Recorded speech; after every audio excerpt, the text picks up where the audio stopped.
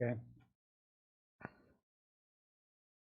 Hey, everybody on YouTube, welcome back to another powerhouse show here on Spaced Out Radio tonight. Oh, man, are we in for a good one. A good friend of this show, good friend of mine, Steve Bassett, is back for the first time here in 2021. And, man, do we have a lot of news to catch up with him. The radio show gets going in about 6 minutes, 5.5 minutes. But until then, we are going to be all prepping up for a big one tonight. And let's give a roll call here on everyone in our chat room so far. Mike L. in the gold medal position, Andrew in silver, Brian in bronze. Race fan, good to see you. Hey, Jeff and Ivasevich, how are you, my friend? Cloudy, good to have you back. Worsley and gorgeous Renee, thanks for coming on in. Aiden and Polly, good to have you here. Keith Olson, good to have you here, my friend. The gorgeous and talented Lala is here. She'll be signing autographs after the show. Line up to the right of the studio. Gorgeous Steph Dickey, nice to see you tonight. Mozart Arujo, welcome to Spaced Out Radio's chat room. Hi, gorgeous Becky Belling and Richard Elmore, good to see you. The stunning and talented Kira is back. Good to have you here, Kira. And hold on, I got to adjust my levels because the Desert Clam tells me I have to. So right about there we should be. All right. Thank you, Clam. That's why I love you, man. Vinster, good to see you. Major Lee, thanks for coming on in. Den Bub, always a pleasure to have you here. As we continue on, Chris Jarvis is here, everyone. Good to have him here. Tammy Finnegan, you're looking lovely tonight. Susan Place, hey, Super Susan, how's your cape? What? Pardon me? Sorry. Oh, that's all right. Here, I'll just go like this.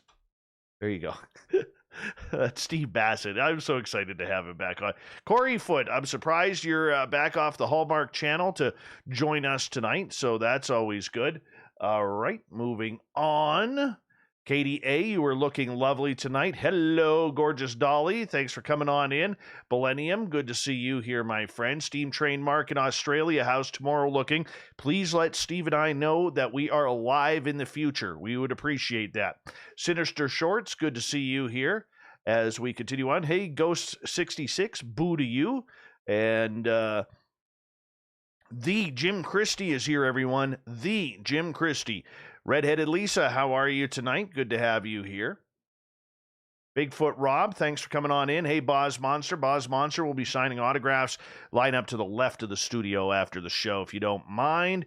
Hello, my brother Eugene. And there she is, everyone, the gorgeous Manitoba Becky. Doesn't matter if it's minus 50 outside Celsius. She is looking good in her Spaced Out Radio shirt. That is for sure. The Dirt Road Mystic, good to have you back here, man. Raul, thanks for coming on in. Hey, awesome Annie Svensson. Mary Bone is here, everyone. She's a vegetarian. Mary Bone, Mary Bone, Mary Bone. Aussie, Aussie, Aussie. Oi, oi, oi to you. And who else am I missing? Off-World Adam, thanks for coming on in. The gorgeous and talented Emily Bigelow, otherwise known as Alaska's greatest athlete, is back. She'll be signing autographs after the show as well. Princess Denali, good to see you. Hey, Solar Warden and Eric, thanks for coming on in. I think I am caught up. Oh, hey, gorgeous Jenny. Hi, Sandra. Hi, Sandra. Hi, Sandra. And I think I'm caught up. I think I'm... Oh, Murray F. There he is. Trying to sneak in there without letting me know. Stuart Blodwell, you too, trying to sneak on in. And, yeah, I think we're caught up. Hey, Focus. Good to have you here. Blue Book, good to see you. Steve Bassett, how you doing, man?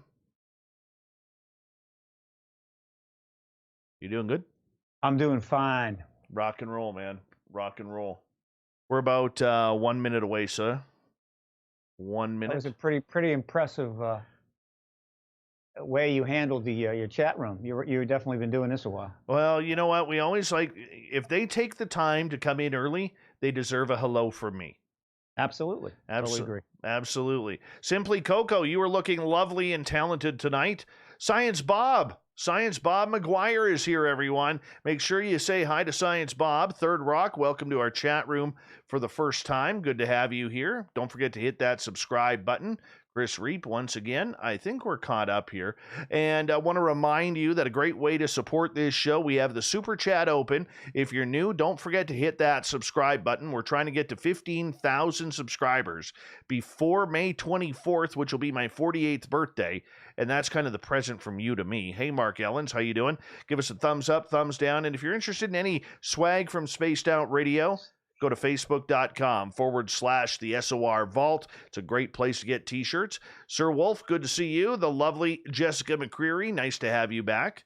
And we're going to get going here in literally about 10 seconds. Stephen Bassett from the Paradigm Research Group is our guest tonight, and we are going to have a blast with him. Here we go, ready for launch.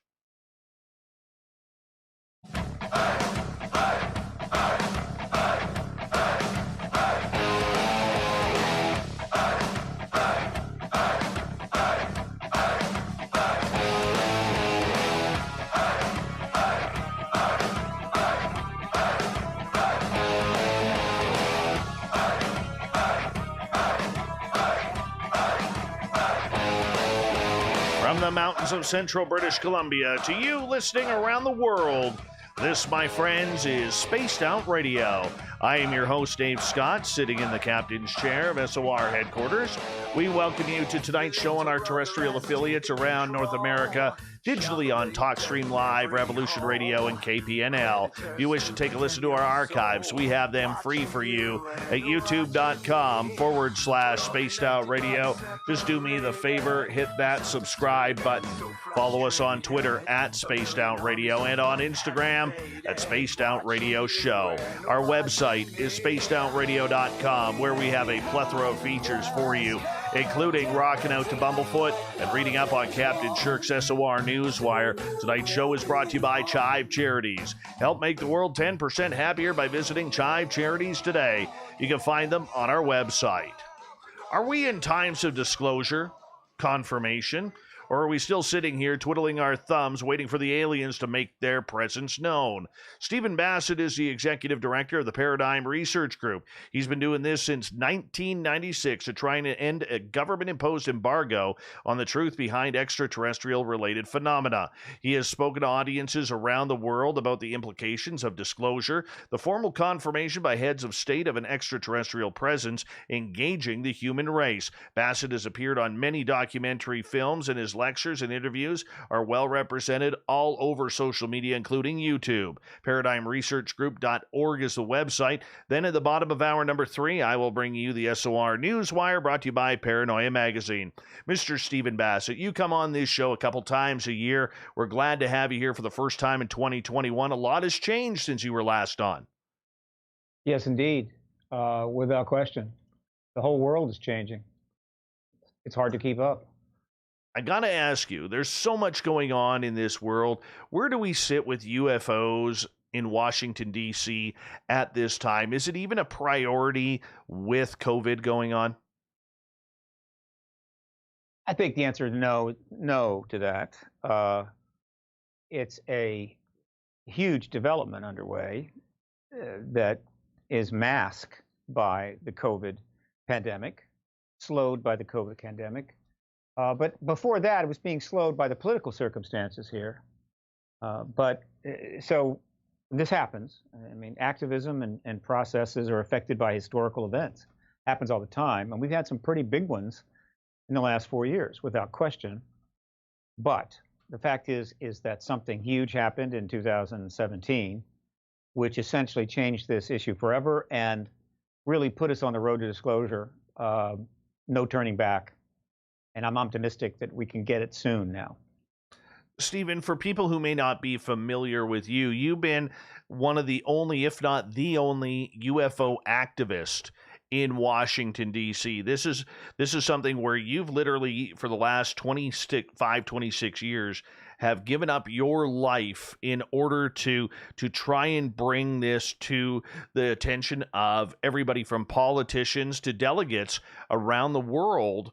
And it didn't matter what country they were from, what party they were from. You made this your personal mission. Why did you feel like you needed to be the sacrificial lamb for this? I don't view myself as a sacrificial lamb. As activists past go, this has hardly been dangerous. and are arduous. I know I've studied activism, and I'm aware of some of the activist movements in the past, and I can assure you they were a lot harder than this. But I saw an opportunity to do something that I was interested in that could make a difference, and I seized the opportunity. And it came in 1995, and I got lucky and got involved and ended up in D.C. and decided I would focus on the politics, not the research. I didn't want to be a researcher. There are plenty of those.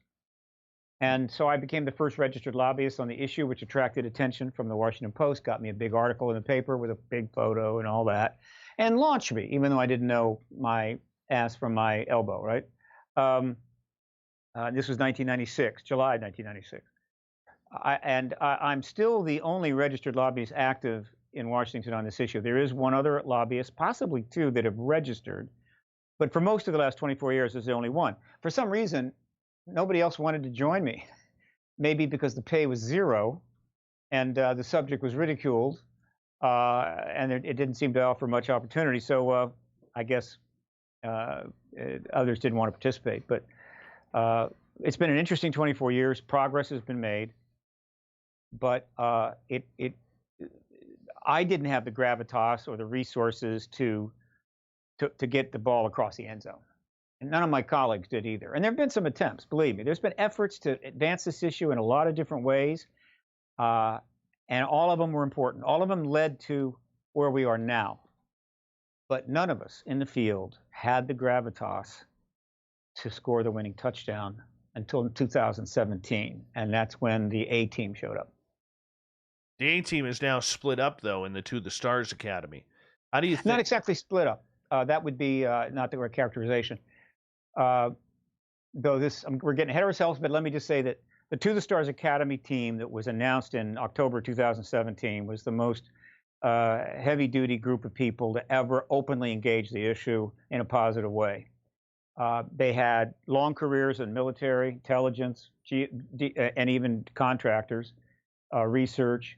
All had high security clearances, full careers, and now they devoted themselves to addressing this issue as public-private citizens, which was necessary because they couldn't have done it from inside the military intelligence complex. And the To the Stars Academy was launched, and that was the beginning of this new era. And then, of course, 2 months later, they provided the New York Times those stories, those huge stories published December 16, 2017, New York Times front page. That was the Rubicon that we crossed. That was the point at which this issue crossed the Rubicon into the government, into the Office of State, like Caesar's armies, and there was no going back.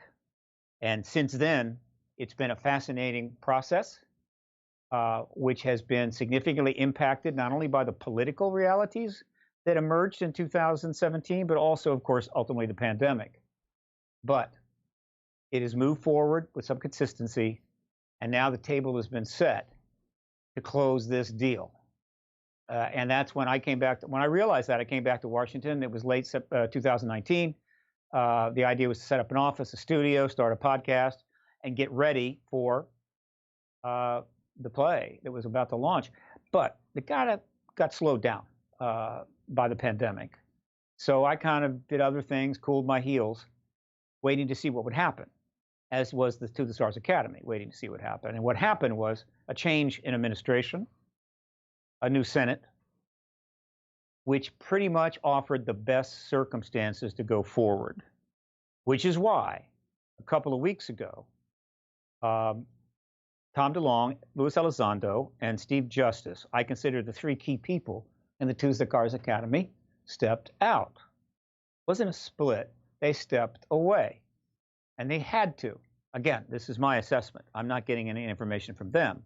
Now, why would these three gentlemen step away from the TTSA at that time? Most people would know if they're not really following the politics of this. But I believe the reason was fairly straightforward. Christopher Mellon had been the lead in terms of briefing the Congress. He's the one that set up the meetings on the Hill, by and large. He's the one that brought the witnesses up there. Luis Elizondo may have played a role there. And by witnesses, I mean military witnesses. And by that, I mean mostly pilots who were briefing members of Congress privately on the Nimitz event and other things. I noted that early on, and that was a big deal, but it was when I learned the president had been given a briefing by the pilots that I said, okay, that's it, and I moved from California back to DC. So these briefings were basically off the record, which is important. In other words, there was going to be no press conference. There was going to be no transcript. They were meeting privately, which they have the right to do, with members of Congress and, most importantly, committee chairs. All right? Okay, great. We know about these meetings because a few of the members of Congress did confirm that they had a meeting. Okay? And it was kind of other little things that come out, so we kind of knew about it, but the details and the reasons were not public. No problem. Of course, I pretty much knew what the reasons were. Meanwhile, prior to that, those that watched the Unidentified series, all 14 episodes, and listened to the interviews that Elizondo were giving and Mellon were giving, it was not hard to figure out that they were gathering up witnesses. Some of those witnesses were on the show, some were with Silhouette, but they were getting a lot of witnesses together. And then I learned that they had gotten scores of contacts from other military types who were witnesses that approached them privately, meaning, hey, looks like it's okay to talk now. Fravors talking, Day's talking. So I got a story. I saw something, and they were contacting him, and which meant that Elizondo was gathering essentially a list of vetted witnesses. Okay, Mellon is setting the stage with the Congress. Where is this going? Hearings. That was their agenda all along. Congressional hearings. Get the witness together, get the Congress on board, start holding hearings for these military witnesses. That would be massive. That would be what we've been waiting for 52 years. That's the last hearing, 68, 1 day, 4 witnesses, no big deal. That's it, it was over. Then they closed down Blue Book. This would be it, because the way to disclosure has always been through hearings. Okay, so as we get closer, it's appropriate that Elizondo and Mellon and Steve Justice, who is going to be a key person, step away from the TTSA. Why? Because there was acrimony? No, not at all. As you get down to, it's one thing to brief Congress, it's one thing to gather witnesses, but when you start to get to the point where you're actually going to be engaging in the Congress to negotiate the hearings, to plan them and set them up, it can't be an interface with the To the Stars Academy. That's a public benefit corporation. He's raised money. They've got an entertainment division. They're doing all this. That's cool. No problem. It has to be with Elizondo, Mellon, and Steve Justice as individuals negotiating this on behalf of themselves and the American people. And so they needed to step out. Made total sense. And for me, it was another indicator, a key indicator, that that's exactly where this is heading. So it's no disrespect to the TTSA. The TTSA has replaced them. They brought on some financial types because obviously they're planning to raise more money. And I tell you, if we have disclosure, the TTSA will have no trouble raising large sums of money. So that's what's going down in a nutshell. And that's where I'm focusing my attention. But there's still a lot to be accomplished and done before those hearings happen. How does TTSA survive without these guys? Because they were such big players in Washington, D.C. and at the Pentagon that when they spoke, people listened. It wasn't about Tom DeLonge or even Hal Puthoff or Jim Semivan. It was mostly about Lou, Steve, and Chris. I'll agree that those were the 3 key players. So how does the TTSA move on this subject? But those were 3 key players in the initial actions of the To the Stars Academy, giving it the gravitas, the impressive credentials. Not that the other people didn't have impressive credentials. So in launching the TTSA and raising some money, they raised about $2.5 million, totally appropriate.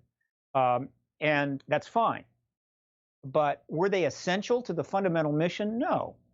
The TTSA set up a mission statement. It involved research, entertainment, documentaries, books, and it was fundamentally about providing a group that could have the legitimacy and the platform to bring information to the public that the public could take to the bank.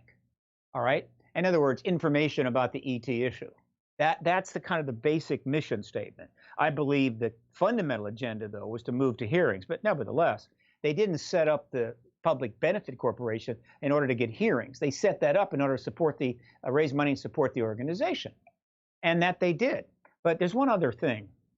It's my view, until I'm corrected, that the plan was not to launch in October of 2017. The plan is to put the organization together, interface with John Podesta and the Democrats, anticipating an election win. And then after the election, maybe even before inauguration, they were going to launch the TTSA, just as they had. And as soon as Clinton was in the White House, and the press was all over because of all the articles that have been written about her, that's on me. I'm the one that drove that media process. Then they would quickly move toward hearings. In other words, bam, bam, bam. The reason it got awkward is because she lost, and they didn't know what to do. They had to back off, and the political environment for their agenda was simply not the same. It was not good. In fact, the country was in chaos and remained in chaos. So they ended up stuck for 4 years, and they couldn't do a lot of the things they could do. They couldn't really raise the money. They had to tread water. They did lose a couple of people, because I don't think the plan was for them to tread water for 4 years waiting to make a move. It was based on the Clinton win. It was based upon the huge connection between the Clintons and the ET issue and all the media coverage, not to mention during the campaign, she was giving these statements. Podesta was on shows. Her husband went on a show. So they're making all these statements. That had never happened before in a presidential campaign. So that's what not happened. Okay, so now we have this extended scenario. It's been a long slog, but they had two possibilities. If Trump won again, they probably would have had to go forward somehow, some way, though it was going to be very hard because the political situation was going to be awful. But if there was a change of administration and also a change of the Senate, which was very important, the situation would be optimal. The reason for the Senate is it's easier to get hearings if the one party has all the committee chairs. If you've got one party with the Senate chairs and one party with the House chairs, then the House wants to hold hearings and the Senate goes, screw you, we don't want to do that. We're not going to do it. But that's not a problem now. So they have an optimal situation.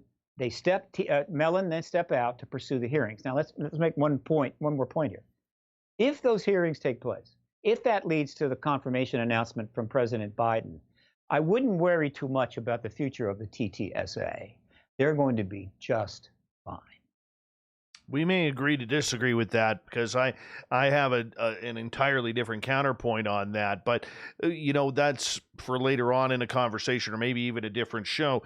The big thing is now that the TTSA basically got what they accomplished, I got to ask you, in regards to the media in Washington, D.C., granted, everything is about COVID, everything is about what's happened since the election on, okay, but is the media still remaining cognizant in Washington, D.C. about the UFO topic? Are they just keeping it on the back burner right now because there are other bigger stories, or have they dropped the ball again?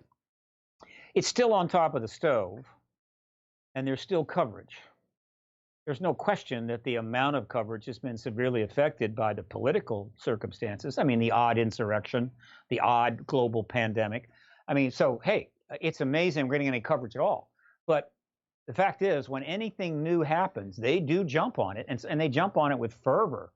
So whether it's Avi Loeb, Harvard, deciding that he wants to make Oumuamua the hill he's going to die on with respect to the ET issue, which was fascinating to watch, or whether it's the recent FOIA response from the DOD to Bergaglia about materials which got picked up and made a big deal, and the Sun is saying, oh my God, they're saying that they have crash vehicle materials and all this other stuff, which was not what it said. In other words, if anything, they're responding with over-responding when something happens. But if nothing has happened, then they settle back and deal with these other things. But there has been plenty of coverage on this issue, including television coverage, though most of that has been on Fox. Now, but let me get this out before I forget. For your listeners who are struggling with understanding what in the hell is going on here. And I don't blame them, because it's just been so much happening, and it's been stretched out over 4 years. I have a suggestion. Here's what you do. You go to my website, paradigmresearchgroup.org, or Google Paradigm Research Group. It comes right up. And then you go to resources and you scroll down or slide down to the print media archive. You open the print media archive and you go to October 11, 2017, and start there. And then slowly move forward in time and read every one of the earmarked articles I have there, linked articles, to the TTSA and subsequent events related to it, directly and indirectly. There's about 700 articles, equivalent to about a 400-page book. And again, these are mainstream news articles, very little noise, not a lot of speculation, not a lot of that other stuff that's kind of floating around. It's just a basic coverage of the mainstream media of what is happening. And you read all those 700 articles, and by the time you get done, you will be one of the most knowledgeable people in the world on these developments, with a minimum amount of hype and or speculation, right? Do that, and you'll get a picture. I have done that, which is why I'm able to how would you say, give this prospective analysis about what I think is going on. I have a very strong feeling about what's happening. I feel very confident, and I'm going to continue to put out this analysis until such time as someone corrects me, meaning they get in touch and say, look, I'm inside, I know what's going on, you've got this wrong, here's the deal. And then I'll make the adjustments. Until then, since they're not giving us the background story and the origin stories, and they're not able to tell us their ultimate agenda, and they're doing a lot in secret, which I understand, then that I'm going to have to, again, be the speculative analyst for the time being. Steve, we have 2 minutes before we have to go to break here at the bottom of the hour, and there's so much that needs to be covered yet tonight. I'm curious, how have you personally been able to stay on top of all of this? I know this is your job, and that's the easy answer out of that, but how have you managed with all these different angles to stay on top of everything? Well, as you say, it's my job. It's all I do. I'm able to do it because there are some people out there that support me. I would welcome any more support. I can assure you there's a contribution page on my website, of course. But I've got enough support to be able to stay on it. I also have stripped my life down to basics, right? I don't take any vacations in Hawaii, and my vehicles are paid for and very, very old. Whatever. The point is, this is what I do. This is all that I do. And so I have all the media. I've got the internet. I've got everything I need. Plus, I made it in other words, when I started archiving the media articles, I didn't just do it so I could have a big archive of media articles. It's now 12,000.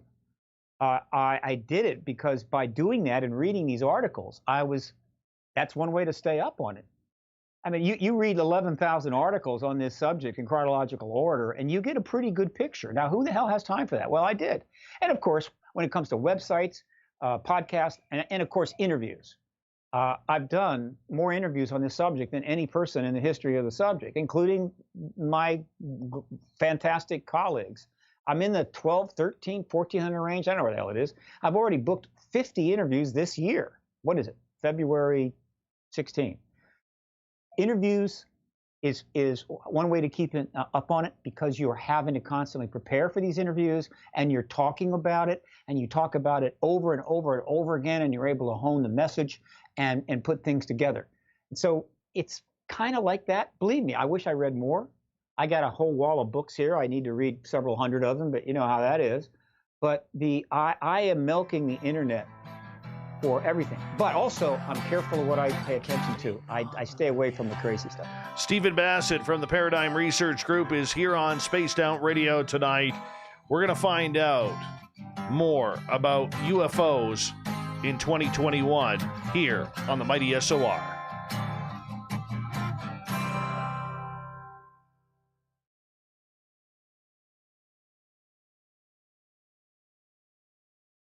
All right, we are clear. We are still hot to mic to YouTube, though, so just know that they can hear us. Hi, Theodora. How are you? Unicorp's Tales, welcome to our chat room for the first time. We got 5 minutes, Steve. Okay. All right. By the way, I see you got some guitars in your studio there. Were you a rocker? No, I just pretend to be one. Okay. I honestly know like 2 chords. And the story behind the guitars is weird. Nobody in my house plays. This one here is my daughter's. Those 2 are mine. And around the house, there's actually another one in the corner over here. And then I think in my son's room, there's like 4 of them, and he's only 7.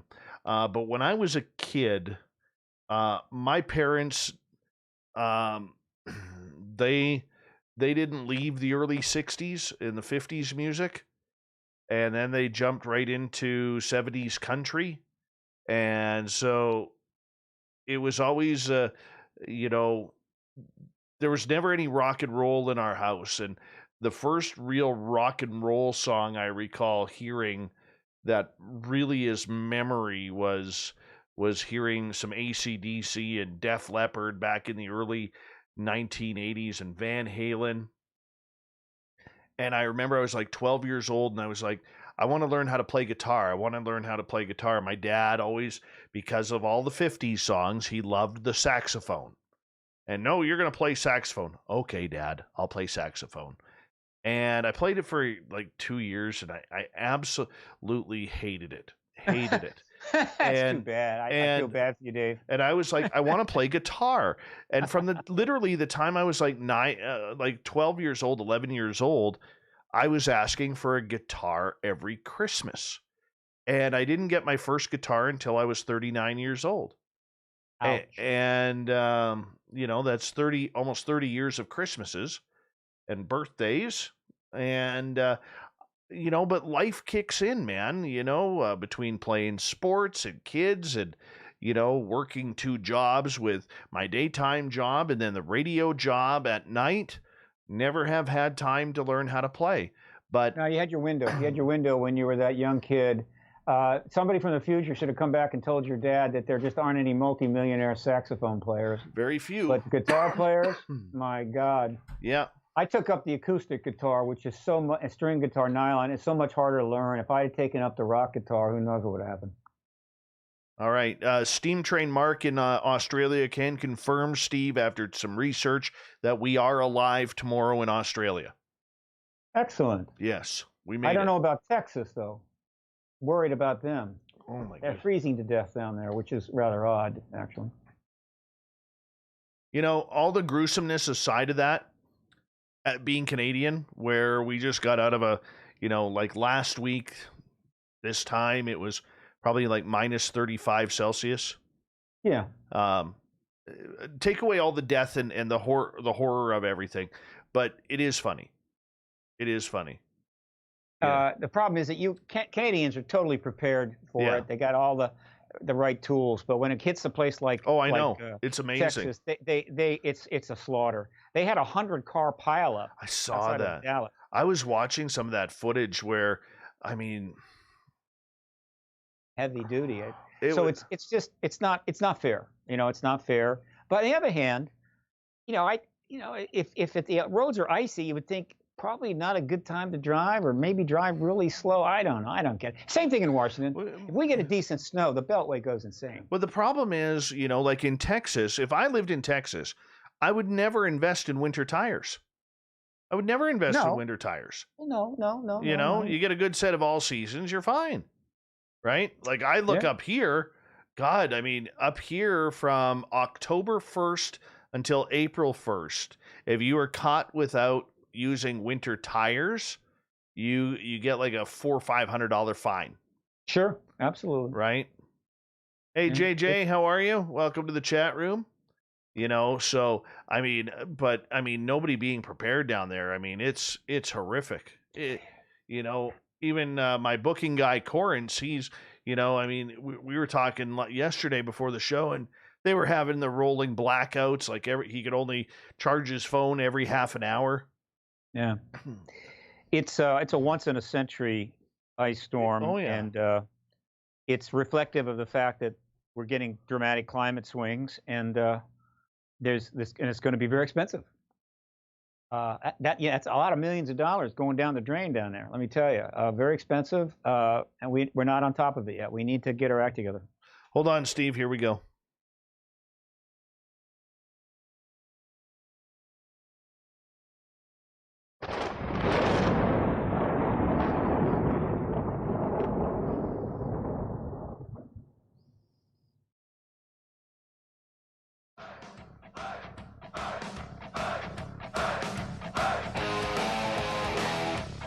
Second half hour of Spaced Out Radio is now underway. Thank you so much for tuning us in. My name is Dave Scott. Always a pleasure to have each and every one of you tuning us in. We welcome back everyone listening in on our terrestrial affiliates around North America, digitally on TalkStream Live and Revolution Radio and KPNL. All of our archives are free by going to youtube.com/Spaced Out Radio. Just do old Davey the favor. Hit that subscribe button. Follow us on Twitter at Spaced Out Radio and on Instagram at Spaced Out Radio Show. We continue on with Stephen Bassett from Paradigm Research Group. We're talking Ufology 2021 tonight. Stephen, thank you so much for doing this. It's my job, Dave. It's what I do, man. You put a microphone in front of me, and I just turn my switch on. Have you met a microphone that you haven't liked yet? Not yet. I didn't think so. One of these days, though, I do want to see you smile. I've been smiling here. I've been smiling. Of course, I've been smiling. You can see me. See, we're on video. Your listeners are on radio. But yeah, no, we're good, man. I'm sitting here in my office with the background behind me and feeling pretty cool. I'm in a studio. I have my own studio. I know, it's beautiful. I've been looking at your book collection there. Absolutely, and I got a podcast, which I'm late to the game. Almost everybody that I know has a podcast, but I figured better late than never. Steve, you have always been very, very open about the fact that you think disclosure has always been more of a Democratic Party movement, rather than a conservative or a Republican Party movement. Why is that? I didn't phrase it that way. What I have said is that if you look at the history in the United States now, the Democrats have engaged the issue far, far more than the Republicans in the open. I don't know what's going on secretly. Who knows? And that's just a fact. It's not a political statement. It's not a partisan statement. Jimmy Carter tried to engage the issue, got stonewalled. Bill Clinton got dragged to the issue by Rockefeller, but he gave a run, got stonewalled. The Republican presidents have had very little to do. There's been a few minor exceptions. Reagan got briefed, I think, about the ET issue, a limited briefing, not full briefing, around the time they were doing the pitch in the SDI program. And he was a very curious and intelligent man, and he was excited about it, but he obviously just couldn't spill the beans. But he would bring it up from time to time in his speeches, and we know the famous comments about, hey, if there was an ET threat or an alien threat, wouldn't we all come together? Which is fine, but that's hardly a significant engagement. And so now. It's not hard to understand this. The Republicans have been the party most supportive of our national defense and military, right? They've prided themselves in that, all right? And so if that's where you're at, you're much less likely to do anything that's going to offend the Department of Defense. And pushing any buttons on the ET issue was going to offend the hell out of the Department of Defense. In other words, they did not want to engage this. It was a truth embargo. And so essentially, either implicitly or explicitly, the Republican Party has supported that truth embargo. They do not rattle that cage. The Democrats have. That's the reason. Does religion play a part of that, because the Republicans more or so are more on the religious conservative side? Not too much. I think the evangelicals are probably the most squeamish of the ET issue. Their numbers are not huge, but there's a lot, and that's usually the strongest, the most how would you say, intense evangelicals. Not all, and that tends to be on the Republican side. But overall, religion has less and less been a factor in the politics of this issue. In the early days, there was concerns that religion would be extremely upset if there was an announcement. I disagree. I think if it had come out in July of '47, which it almost did, I mean, if the reporters had gotten to Roswell, interviewed 50, 60 people, it would have been impossible to put the cat in the bag. And the world would have learned that there's ETs here. And the idea that religions would have gone nuts is just, I don't think, supportable. All the religions of the world just went through World War II, right? And they came out of it. And they dealt with it, and they sacrificed, and they had a lot of pain and suffering. So the idea that they would fall apart because ETs are, however, that's in the past. You could debate it till hell freezes over. However, if you look at the history going forward, religion is not a barrier to this. However, and this is not something I like, the government has been quick to make religion an excuse for the truth embargo. They have put that out frequently, meaning, the world would be very upset if that were to happen and we would get such an announcement, which means they're using religion as a scapegoat to justify the truth embargo. I don't like that. I think it was not particularly appropriate. They don't seem to do it now so much. In fact, you don't hear much about religion at all, other than the Catholic Church goes out of its way to talk extraterrestrials every chance it gets. Religion is not a problem. Okay, so if I look over the last 4 years, I know that you have stated many times, including on this show, that Donald Trump winning the presidency back in 2016 really threw a wrench into the whole disclosure/confirmation movement, at least in the plan.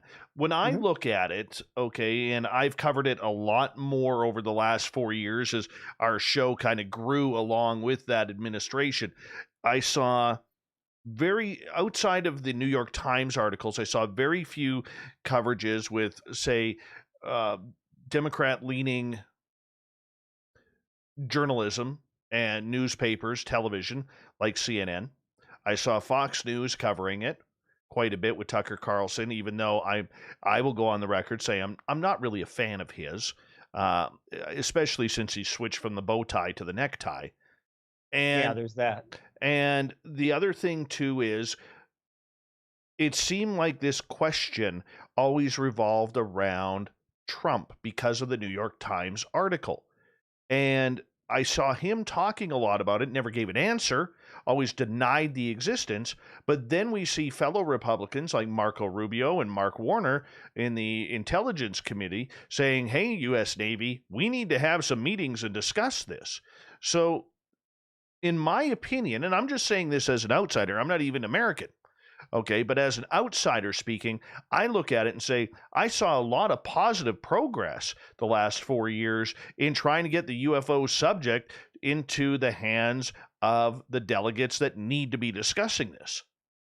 Well, let's see. How can I parse that? Well, first of all, if you were to go to my website and start reading a lot of those articles that I've linked there, you will find that they're mainstream press. It's as you say, if you want to divide up the liberal press and right press, you will find plenty of articles from both sides covering this issue for the last 4 years. So that's not a point. I'm fully aware of everything that was publicly out there regarding how this issue touched on the Trump administration, and all I can say is it was minuscule. Compared to the Democrats, compared to the Clintons, it was just minuscule. It was in play. I mean, look, those articles were major historical articles, and they occurred in the Trump administration. So the idea that it wasn't going to pop up a little bit. And so he was asked on a couple of occasions about it, gave very essentially non-committing responses, nothing substantive. And there was no follow-up in the administration on the ET issue. There was the Space Force, which people think might have been connected to that. I don't think it was. I think the Space Force was not an ET-based decision. It was just something that could be done. He threw it out. The military got some money from it. So it was essentially an ingratiation to the DOD. I don't think the DOD wanted a Space Force, but the DOD is not in the habit of turning money down. So if you actually look at the history, there's just nothing there. Keep in mind that for them to engage the ET issue, which would be a monumental thing, they would have had to get apart from all of the distractions that were going on, endless chaos that was going on.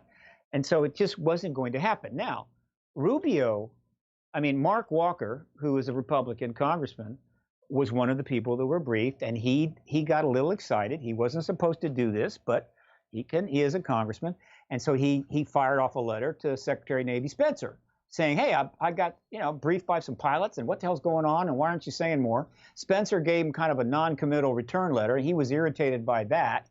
Spencer was fired about 6 days later, and then Walker never talked about it again. He was probably pulled back, meaning, Mark, you're not. This is a private briefing. You're not supposed to get into this at this time. And then a lot more time passes, and then Rubio jumps in not that long ago. It's back in June. Now, this was a Marco Rubio production. All right, this wasn't the White House. This was Marco Rubio. So when he and Mark Warner got briefed, and that's the Senate Intelligence Committee, which would be an absolute key committee for hearings on this issue, right? Mark Warner mentioned that he had been briefed, and that's it. Rubio went further. Marco's a pretty shrewd character. He has ambitions. And so there's this massive issue taking place, and he said, I need to be a part of it. I need to get out in front of this, but I have to be careful, okay? I can't take political risks. And so he was brilliant in what he did. He said, look, I'm going to put wording into this bill which says, hey, we need some information back from agencies like the ONI or whatever's out there, kind of clarifying what they're doing, what's going on. And I'm going to put that language in the appropriations bill, but we're going to put a 180-day period on it. I mean, you got up to 180 days, which from the time it's signed, which ended up being around June, mid-June now. So it's going to be after the election, well into next year, no problem for me. Plus, he's not up for election. He wasn't up for election last year, so he's safe there. It was a brilliant maneuver to get into the game. And believe me, he got a lot of press from that. And he will always be known as somebody that was making a proactive measure to try to get to this issue. He will reap some benefits from that. So that's what was going on with Rubio. Republican thing? No, that was a Marco Rubio thing, and brilliantly done. And when the hearings take place, he will still be the ranking member of the Senate Intelligence Committee, and he will get extra credit for being part of the end of the truth embargo. Okay, so if Rubio did that for his own self-good and potentially his political future, solidifying it in at least this realm and with voters of the strange and unnatural, why go down that road? Why take that chance?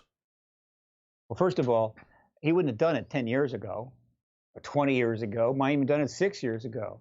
The point is that these are very smart people. They can read the New York Times. They see what's going on with the TTSA. They're seeing these witnesses come forward on the History Channel. They see the coverage. They see the Navy making responses. All these responses to what the TTSA is doing, the way to describe them is these are entities, agencies, and people, including the Harvard professor, who are seeing that the disclosure train is starting to warm up the engines. And it's going to leave the station pretty soon. And you have a choice. Get on the train or stay on the platform and let history go on without you. And so Avi Loeb is on the train now. Marco Rubio is on the train. He was in his mind, it was safe to do this. And he understood what I've been saying for years. The confirmation, which people are using the term confirmation because of the confusion of capital D, small d disclosure. I get that. So capital D disclosure is a presidential confirmation of the ET issue. He realizes that event is going to be the most profound event in human history. And the political capital that we derive from that, if you're involved, is going to be huge. And so the risk was lowered. The event may be coming. You get on board at that point. I don't think, but remember, the way he did it was minimal political risk, right? If he had been up for election last year, he wouldn't have done it. But he was safe. And so he's now attached. He's got a lot of great press from it. It's nonpartisan. I mean, there's no reason why his base should be upset about it. It has nothing to do with Democrats. It's a nonpartisan thing. And I'm surprised more people haven't done this, and that may still happen. As we get closer, as that train gets closer to leaving the station, you're going to have people jumping on the damn thing off the platform, in my view. Okay. So what do we know about Joe Biden and his knowledge of this subject then? Because the ball is in his court now. It certainly is. Okay. Excellent question. We know nothing from Joe Biden, right? He has not engaged this issue. That doesn't mean he doesn't know anything, but he's chosen not to engage it. But here's what we do know about Biden. He was in the Senate for 40 years, something like that. I forget how many years. He was in the Senate during the Clinton administration. So he was working with the Clinton administration on policies and so forth. It's inconceivable, and he was a pretty important senator. It's conceivable he wasn't aware that the Rockefeller Initiative was going on over at the White House. He had to know. It was not a classified program. It wasn't covered by the media. I think they wrote one article, but nevertheless, he would have known about it. Okay, fine. He would have certainly been aware of Podesta's statements following the administration in 2002, 2003, the foreword to Leslie Kane's book, all the stuff that Podesta was doing, he would have known. He's a high-ranking Democrat, and when a man of Podesta's stature, former chief of staff to the president, and the founder of the Center for American Progress is talking ET stuff, he is going to know it. So he knows that. All right. So time goes forward, and obviously he can watch TV, he can read the news like anybody else. And so, as you know, there were plenty of things happening. There's always something happening regarding the ET issue. That doesn't mean he's going to engage it. There was no real reason why he should engage it. He wasn't in his ballywick, and he had plenty of fish to fry. However, when Obama wins the election, when Obama knocks Clinton out of the election of 2008 and gets the nomination, I think Clinton had aspirations for disclosure then. She intended to be the disclosure president all along, though she didn't want to engage it. I started to get a media thing going to draw her in like I did in 2015, 16, but she was knocked out before that could get going. So Obama wins the election. And then he did something very important, which I've talked about many times.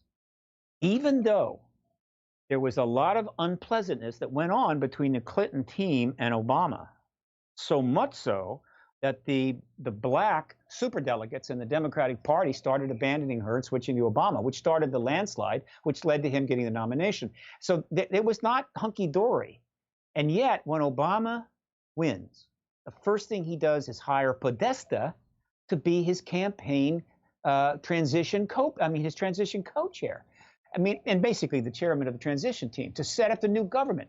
The same Podesta that had been talking ETs for the last 15 years, okay? And then what do they bring in Clinton as the Secretary of State. And then they bring in Clinton's chief of staff during the Rockefeller Initiative, Leon Panetta, to be the CIA director. And they tried to bring in Clinton friend, close confidant, Bill Richardson, New Mexico, to be the Secretary of Energy, but he had to bail from that. Secretary of Commerce, rather. So he was bringing Rockefeller Initiative people into his administration. So there is no doubt that during that administration, or before, during the transition, Podesta and or Hillary and or Bill kind of brought Joe Biden up to speed on what the hell is going on there and what politically is possible, all right? And then it gets better, because in the last 14 months of the Obama administration, in very, very late 2014, or maybe early 2015, out of nowhere, he yanks Podesta right out of the Center for American Progress, where he was the chairman, CEO, and brings him in as a White House advisor. And nobody knew why. Why in the hell is Podesta suddenly an advisor to Obama in the last 14 months of his administration? About what? They never said. But what it meant is that Podesta and Obama could talk all they wanted about anything they wanted in the White House, no press, no need to disclose anything until the presidential records come out. My speculation is that he brought him in because he knew what the plan was. He knew that Clinton was going to run again, she was going to win, and she was going to be the disclosure president, and they were kind of preparing, or at least discussing the ET issue. What helps me to believe that? The famous and now historical tweet, right? The last day of John Podesta's job as an advisor to Clinton, to Obama, the last thing he does is put out a tweet under his White House account called the regret tweet. My biggest regret for 2015 or 2000 and 14 was once again not getting hashtag disclosure of the UFO files. And then he copied Maureen Dowd. Nobody understood why he did that, but I knew. And so, she was New York Times, right? Well, yeah, well, I'll tell you in a second what that's about. But and it was already publicly known he was about to become the campaign chair for who? Hillary Clinton. And so, if nothing is going on here, who in the hell puts out a UFO tweet when they're about to leave the White House and become the co-chair of the next president's campaign, unless there's something happening? And so, now, why is this important? Because who was vice president during this whole time, the whole time in the Obama administration? Who was touted as being absolutely tight with Obama? They were Tweedledum. Obama talked about him all the time, talked about he was the last person in the room at every meeting so he could get his view. Absolutely. Biden was brought into the bigger picture while he was vice president under Obama, with Clinton in the cabinet, and Podesta eventually in the White House as an advisor. And so Biden is – now, does that mean he's going to say anything? No, he didn't, right? That's not going to be helpful. The plan was there. She was a lock. Everybody knew she was going to win. So there's no need for him to say anything. But then WikiLeaks dumped all the emails out from Podesta's computer with all the UFO references and the references to Tom DeLonge and everything, which wasn't a big deal, but helped to confirm what I believe was going on. And then the FBI got involved and she loses the election. Okay, so that is my answer to your question. Yes, he is aware of the whole Clinton history. He is aware of what she wanted to do. And but he has no reason to bring it up. Absolutely no reason to bring it up in the campaign. Why would he? And he didn't. That doesn't mean that he isn't spring-loaded to take action on this, but he does have huge crisis to deal with. And there's going to be a case made by his advisors. You need to push this UFOET thing down the line. Let's push it down the line. We've got too many things on the plate. I'm going to be out there on every freaking television and radio show I can get on to make the case to the president that no, you do not want to do that. You need to get these hearings going. They're ready to go. Get this done. Get disclosure done. At the same time, pursuing these other issues. It's not a big deal, but you cannot kick this one down the road. You've got to get it done, and some very powerful reasons why that's true, why that's the case.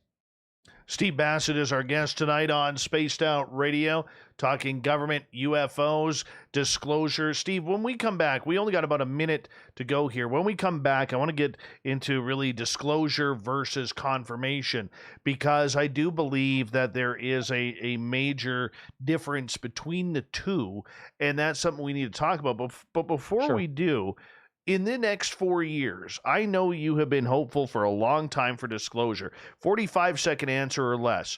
Are we any closer to that mark? I think we're practically there. I think it's going to happen this spring. I think the principal thing that determines the exact when is the COVID pandemic, the vaccination schedule, and what these variants do. That will determine how soon it is. So I think it's already pushed it back some. I'd like to see no later than late March, maybe early April. Well, that's the hearings. That's the hearings. And they'll go on for weeks, and then you get disclosure. I guess that all depends how long that COVID goes on, because that's going to dictate everything. COVID could be around a long time, but if the vaccination hits a high level, if they really get a lot of them out, then the ability to hold those hearings, have people there live, all vaccinated, makes it very comfortable. It won't be a big deal. All right, Steve Bassett from the Paradigm Research Group. It's paradigmresearchgroup.org if you want to check out his website that has literally tens of thousands of UFO articles on there, retaining from stories to politics everywhere around the world. Steve is one of the most up-to-date individuals on this subject, literally around the world. We're lucky to have him here on Spaced Out Radio. Coming up when we get back, disclosure versus confirmation. What is the difference and what is needed for today's society? Next on Spaced Out Radio.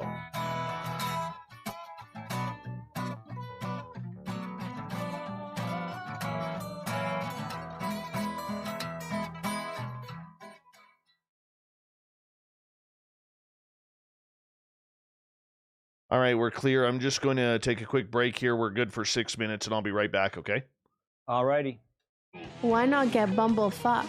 4 million Scoville units of pure hard rock.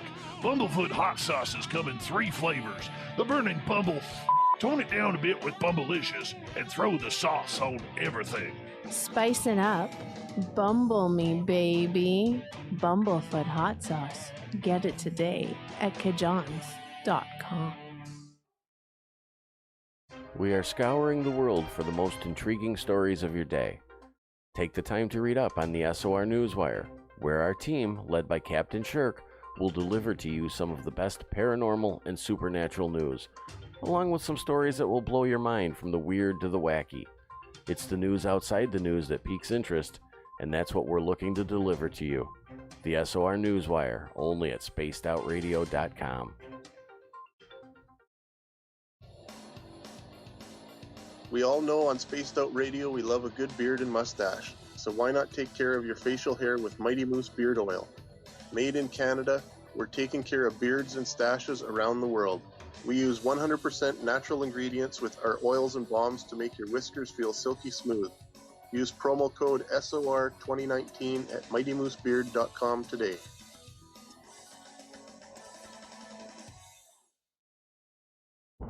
Are you intrigued by Paranormal Talk Radio? You'll love the new Paranormal Radio app from TalkStream Live.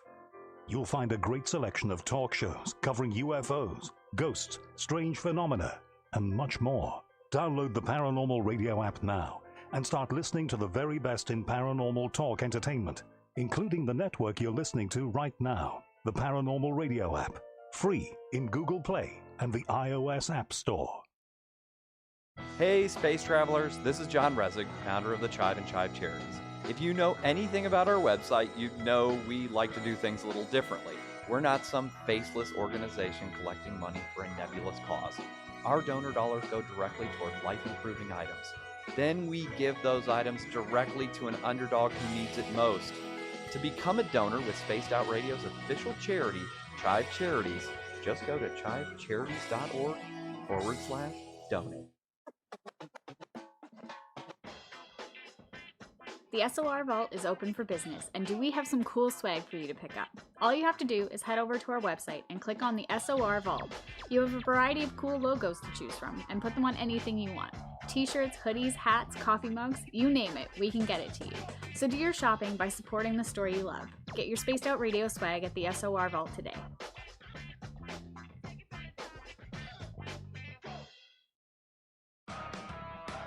Get your horns up with me on Spaced Out Radio. This is Ron Bumblefoot Thal. Come tune in to SOR where you can hear me rock out with Little Brother is Watching, the official theme song of Spaced Out Radio. And then come on over to bumblefoot.com where you can find out about my tour schedule, my music, and everything else. Bumblefoot.com keeps you up to date on what I'm doing and the best way to stay in touch with my music and music camps.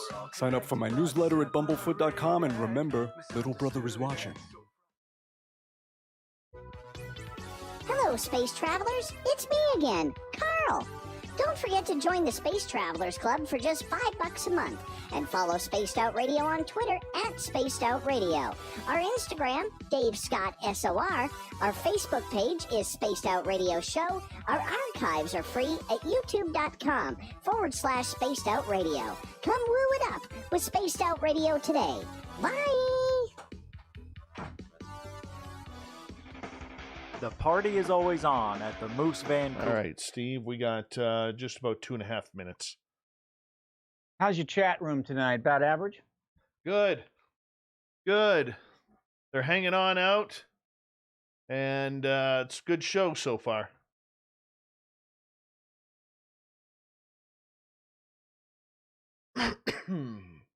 So how long, you went back to Washington when? I came back to Washington in September of 2019. Right. And ultimately was able to set up an office here at the National Press Building and make a studio and get ready for action. And then the COVID thing hit, and I kind of, slowed things down and, basically tried to stay alive. I'm not somebody that can afford to get that particular virus. Yeah, up here it's been off and on. We're not locked down or anything, but there's certain restrictions that we do have. Yeah, you handled it pretty well. Unfortunately, you got caught short on the vaccine situation. I don't understand. I can't believe the United States isn't aggressive, well, but seriously trying to come up with some arrangement where we can help Canada get vaccines. I just, well, I don't get that. I mean, do they really? I understand there's not enough to go around, but that doesn't mean we can't be helpful in some way. I mean, it's just. I mean, bothers me. here's the problem. They got to open up the border, and the border's still open for trade and goods and services, but I mean, like we have to be able to open up the border here pretty darn quick. I mean, Canadians love going down there. Americans love traveling up to Alaska. It's something that really needs to get done. But again, you got Americans coming up there bringing the UK variant strain. You guys could be in trouble overnight. I mean, but you know what? The problem is though, the person we have in power here, okay, shuts everybody down. And we only got about 10 seconds here, but shuts everybody down and then still allows flights in from all the places where it's coming from. Well, that's not good. Exactly. Hold on. You're listening to Spaced Out Radio with Dave Scott. Follow Dave on Twitter at Spaced Out Radio and on Facebook, Spaced Out Radio Show. Second hour of Spaced Out Radio is now underway. Thank you so much for taking the time to join us tonight. We appreciate earning your listening ears. If you're listening in on our terrestrial affiliates around North America, digitally on TalkStream Live and Revolution Radio, along with KPNL. All of our archives are free for you by going to youtube.com/Spaced Out Radio. Just do me the favor, hit that subscribe button. The Desert Clam has set the password for tonight in the SOR Space Travelers Club. Manubrium. Manubrium is your password. Use it wisely, space travelers, as the Clam sets the password each and every night right here on Spaced Out Radio. Our website is spacedoutradio.com, where we have a plethora of features for you, including rocking out to Bumblefoot and reading up on Captain Shirk's SOR Newswire. Follow us on Twitter at Spaced Out Radio and on Instagram at Spaced Out Radio Show. Tonight, we continue on with Paradigm Research Group's Stephen Bassett, his website, paradigmresearchgroup.com. We're talking disclosure, confirmation. Steve, is there a difference between disclosure and that movement and the confirmation movement? All right. Let's, first of all, let me point out that a very important aspect of activism is language. In order to be successful in an activist movement, you need to have the right language. Bad language can really slow you down. But it gets more complicated because when governments, authorities, when they're abusing power, when they're doing things that are not good, and that's why you have the activist movement, they use language to service their agenda. In other words, they create language and force it on the people and that makes it easier for them to continue to abuse power. And so you've got to counter that. You've got to come up with your good language yourself. So the ET issue has had plenty of that problem. But let's talk about an origin of that term disclosure. Disclosure first emerges in the early 90s, and Stephen Greer is the one that did that. He created the Disclosure Project. That was the first instance in which this term really got associated with the UAV ET issue. But in the context that was being used in the early 90s, including the UFO project name, was in the context of the process of disclosure, what I call small d disclosure, meaning disclosure as a revealing of information, getting information out to the people, the journalists, and what have you, in order to get people to aware of this and get some resolution, right? So it's a revealing. It's a process. It's a improper noun. Later that in the decade, I forget when, late 1990s, 98, 99, I'm not sure when, I introduced another term, but it was confusing. I love the term disclosure. So what I did is I put a capital D in front of it and said, okay, capital D disclosure is not a process, it is an event. It is the name that I gave to the announcement by heads of state of the ET presence, right? And so that's and I pushed that and developed a certain presence. So then we had two terms: capital D disclosure, an event; small d disclosure, a process. Naturally, this created a lot of confusion. Was it a mistake? I don't know. I like the idea of associating the process with the event because the process is what leads to the event, right? You start off with a small d, you end up with a capital D. But a lot of people got it, but some didn't. And so as we've gotten into this more intense period and the focus on disclosure has gotten greater, more people are jumping in, the confusion has grown. People are getting, they don't get it. So somebody comes up with confirmation. I forget who threw that out. A couple of people have thrown that out. And what they're trying to do is to separate the event from the process. So confirmation and capital D disclosure are the same thing, all right? They are exactly the same thing, but there's less confusion with small d disclosure. Confirmation, as it should be described, is the confirming of the ET present by the heads of state. It's not, confirmation is not some newspaper saying they think ETs are here. It's not some lieutenant colonel at the Pentagon putting out a tweet. Confirmation has to come from the head of state. Then it has the power. That's when you get the transition to the post-disclosure world. And so for those that are confused about capital D disclosure, fine. Confirmation, but make it capital C confirmation. This will be a massively significant event, and so it must have a proper noun. So that's my response to that. But that's not the only language problems we have. One of them was UFO. UFO was a huge problem, not for the researchers, but for the activism movement. It was awful. The UFO term is what Rubio tossed out there because flying saucer was too descriptive, right? Can't be talking about flying saucers. You got to be talking about some unknown flying thing. And so from that point on, the whole thing was about unknown flying objects, unidentified flying objects. What does that mean, right? I mean, you're going to be studying unidentified objects for the next 100 years. And then the term became the target for the ridicule, the debunking and everything. And so once the term was bastardized, which happens frequently in activism, all you had to do was attach UFO to somebody and boom, you've just negated them. You've just eliminated them. They're a kook, right? If that's what you're studying, if that's what you're interested in, you're a kook. And so it became a massive liability. And I started working years ago, look, we got to get rid of this thing. We got to go to UAV, unidentified aerial phenomena. Well, finally, Hillary Clinton went on Jimmy Kimmel and said, there's a new term. It's called UAV. She was responding to what was going on in the field. She was responding to the efforts to change the language. It was a perfect sign that she was proactive, that she was paying attention. And UAV has become the common term. It's in the language. It's in the bill. Is UAV mean anything different from UFO? No, they are exactly the same. They mean exactly the same, except UAV doesn't have 50 years of ridicule heaped on it, right? It's a fresh start. A lot of people say the difference between disclosure and confirmation. Disclosure is disclosing everything, what we know about UFOs, what we know about potential ET contact, everything. Whereas confirmation is really helping segregate the UAP phenomena from the extraterrestrial phenomena. Do you believe in that?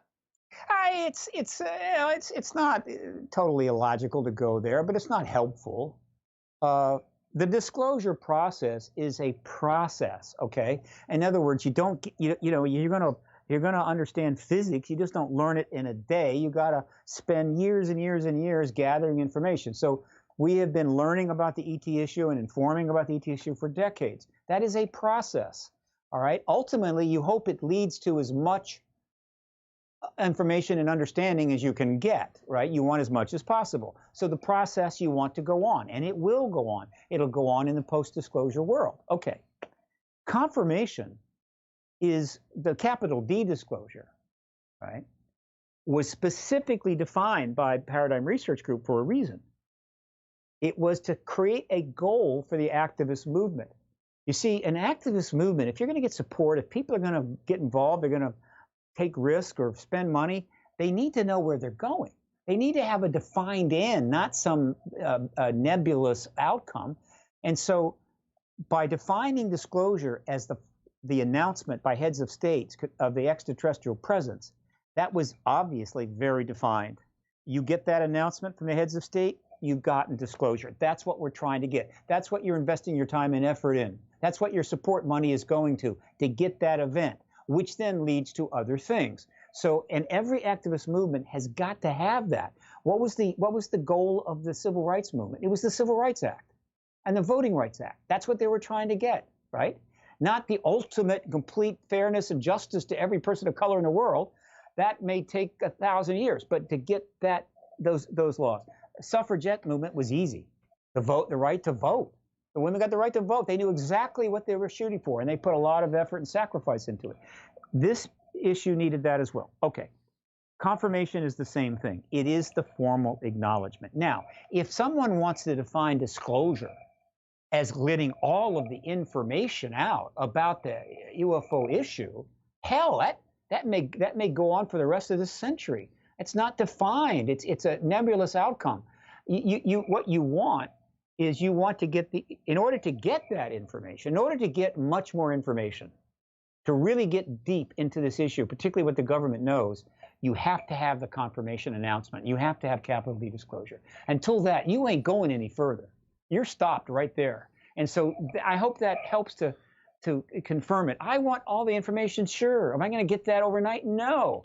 But if we can get the governments to finally at least acknowledge they're here, I assure you our chances of learning so much more will be dramatically improved.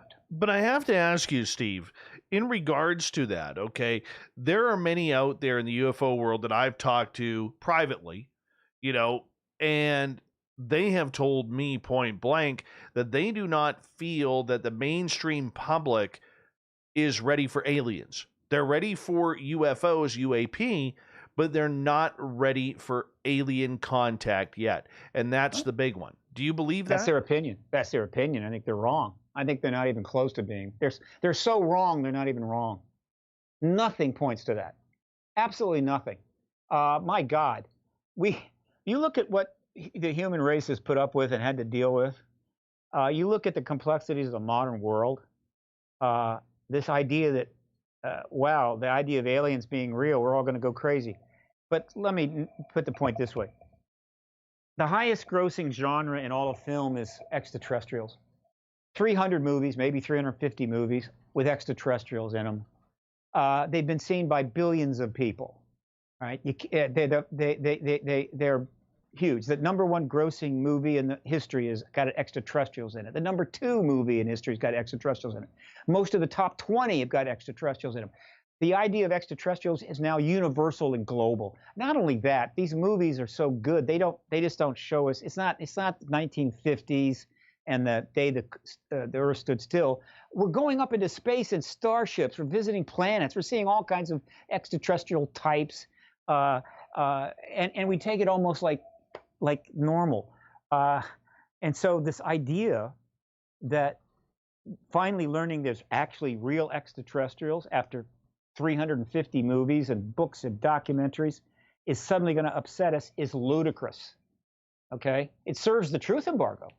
The government put this out years ago. They put it out in Brookings and they put it out in other ways. Not to scare us so much, but to scare the people in the government. You see, in the early days of the truth embargo, their biggest concern was not us.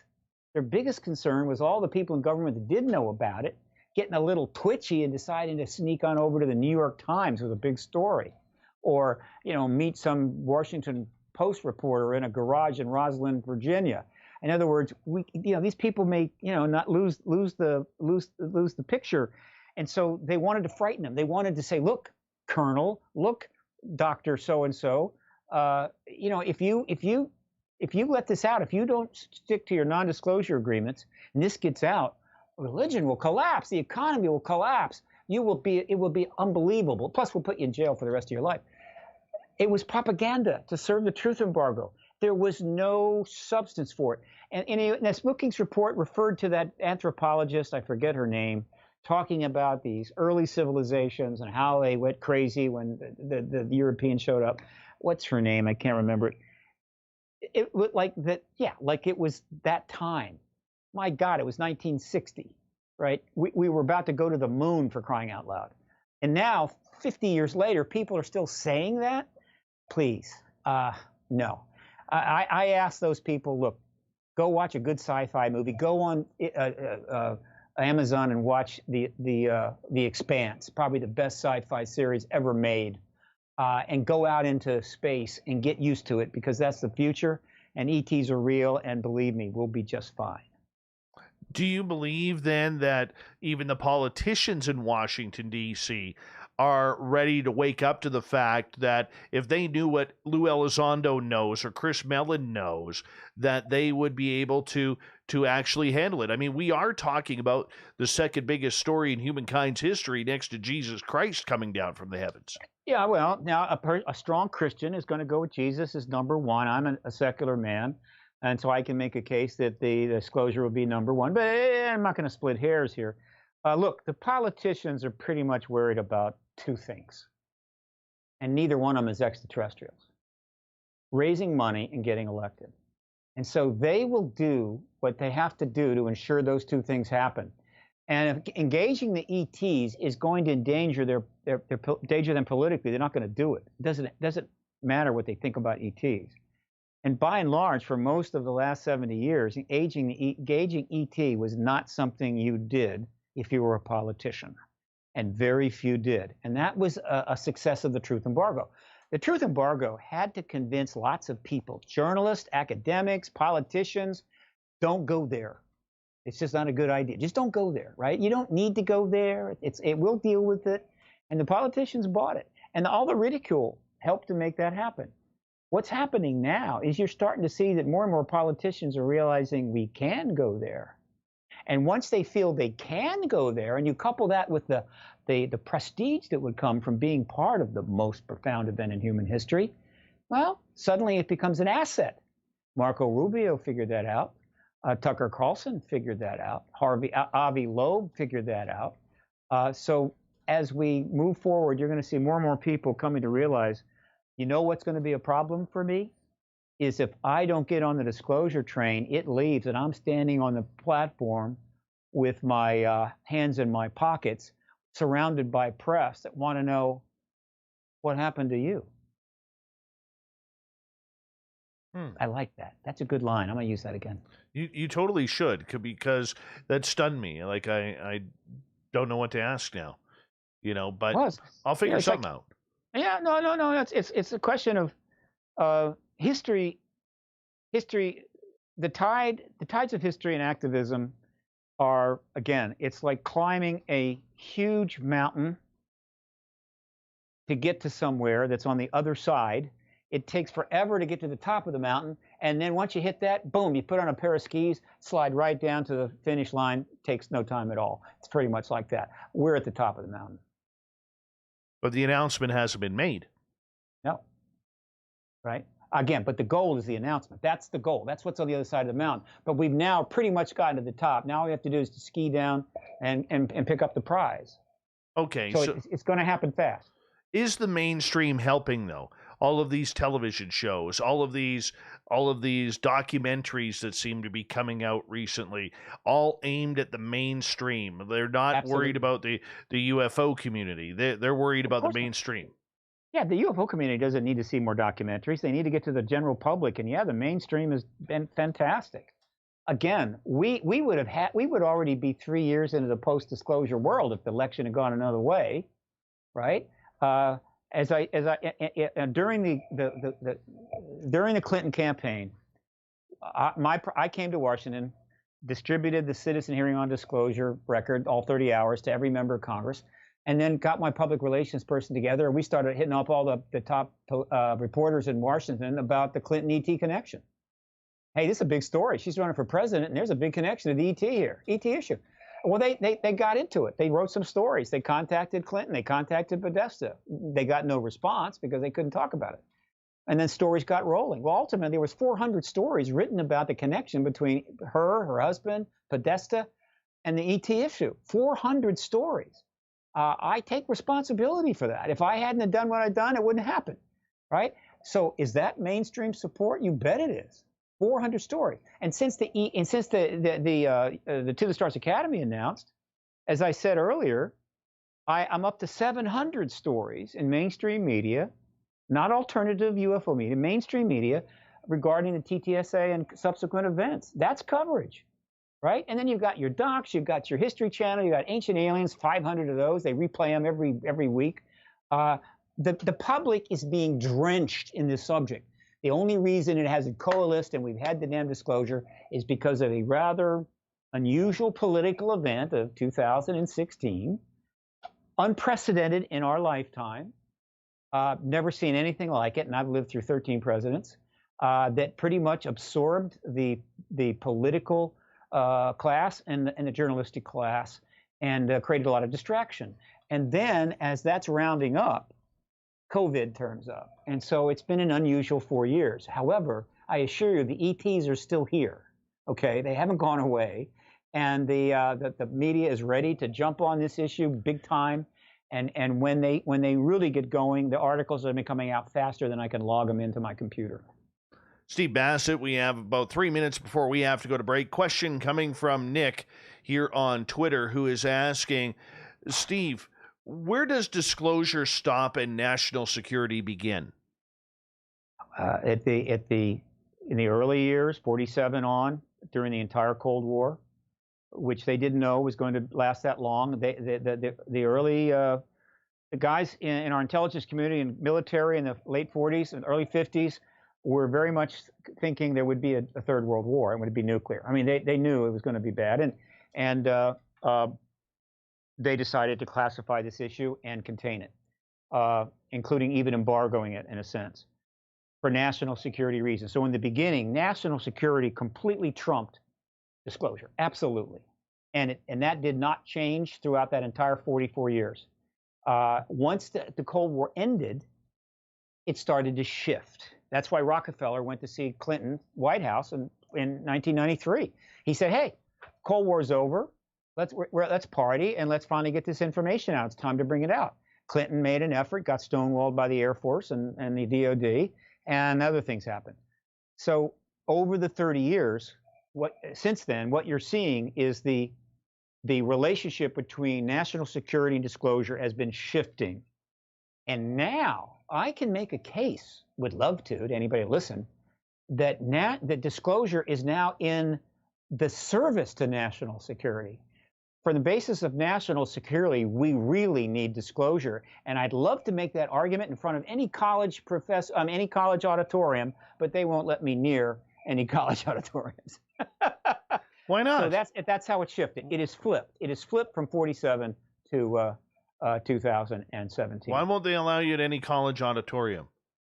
Because I'm a UFO. I'm an extraterrestrial, exopolitical activist.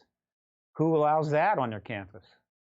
It's still. Now, let me tell you something. Of all the institutions out there, the one institution that has had the worst record, that has been the most spineless, has been academia. I mean, they're in the dark ages, right? Tucker Carlson is out in front of them by a mile. So academia is going to may never make it on the disclosure train, in spite of Avi Loeb, who is the chairman of astronomy at Harvard. So when the disclosure train leaves, almost all of academia is going to be on the station. And let me tell you, those college presidents and those college professors and heads of departments are going to have some really tough questions to answer. Namely, how in the hell did 1 million professors for the last 70 years not get the ET presence? We were just told they'd been around since at least 47, and you missed it, right? And I wouldn't want to be in their shoes, okay? I don't blame you. But they still have time. They still have time, but I'm not, other than Avi Loeb, I'm not expecting too many of them to jump on. Stephen, I'm going to get you to pause right there because we are going to go to break here at the bottom of the hour. We have one more hour left with the director of the Paradigm Research Group, Mr. Stephen Bassett. ParadigmResearchGroup.com is his website. We'll be back right here on Spaced Out Radio.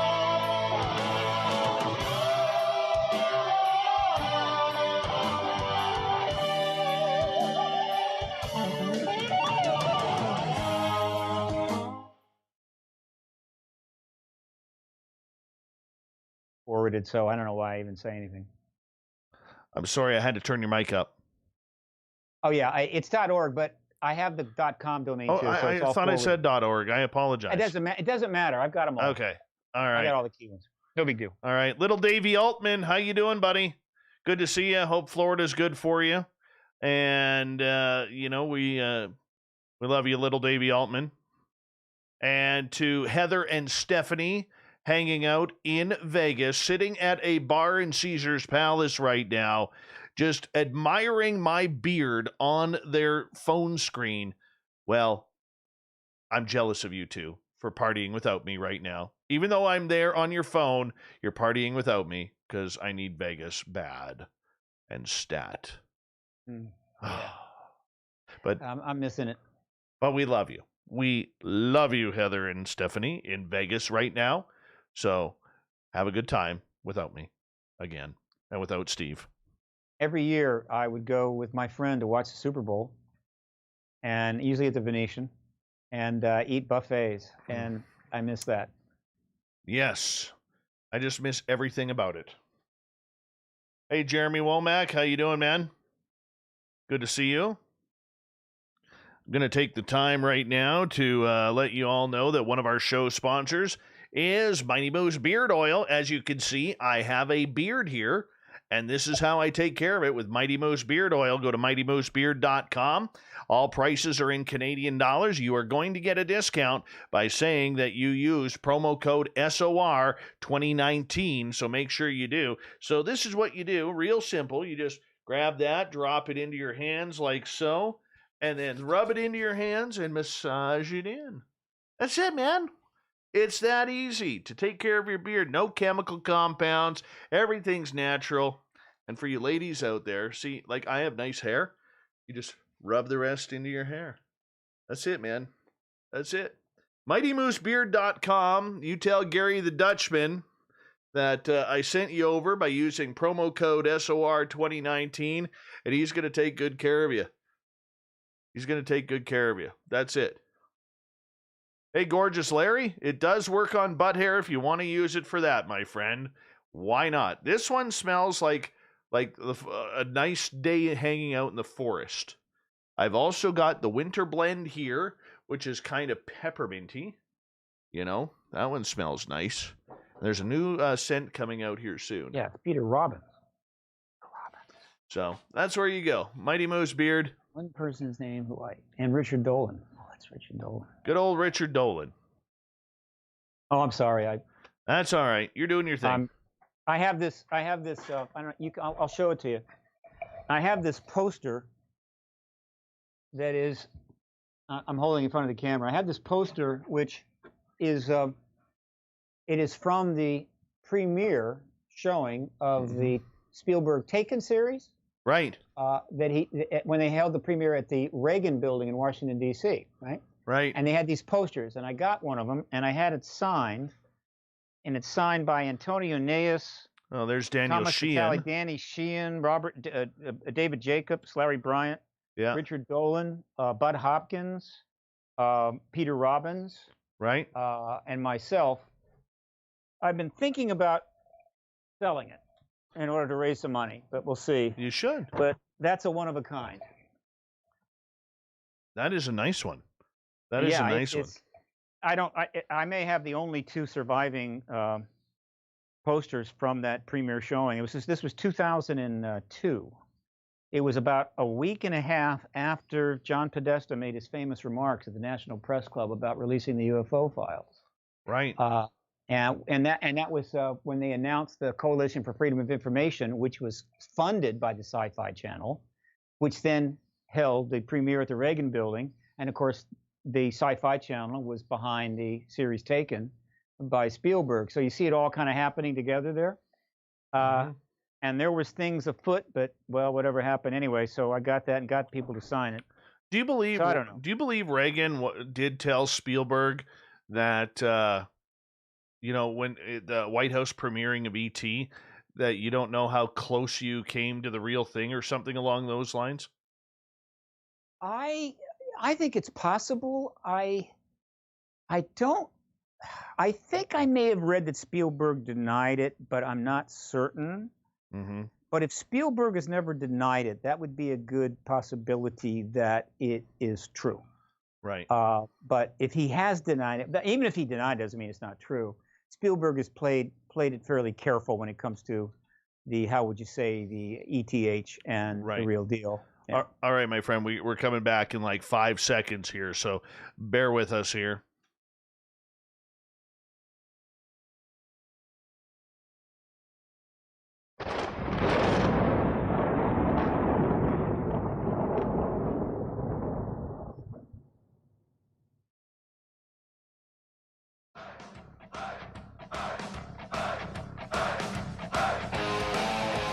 We passed the halfway point of Spaced Out Radio tonight.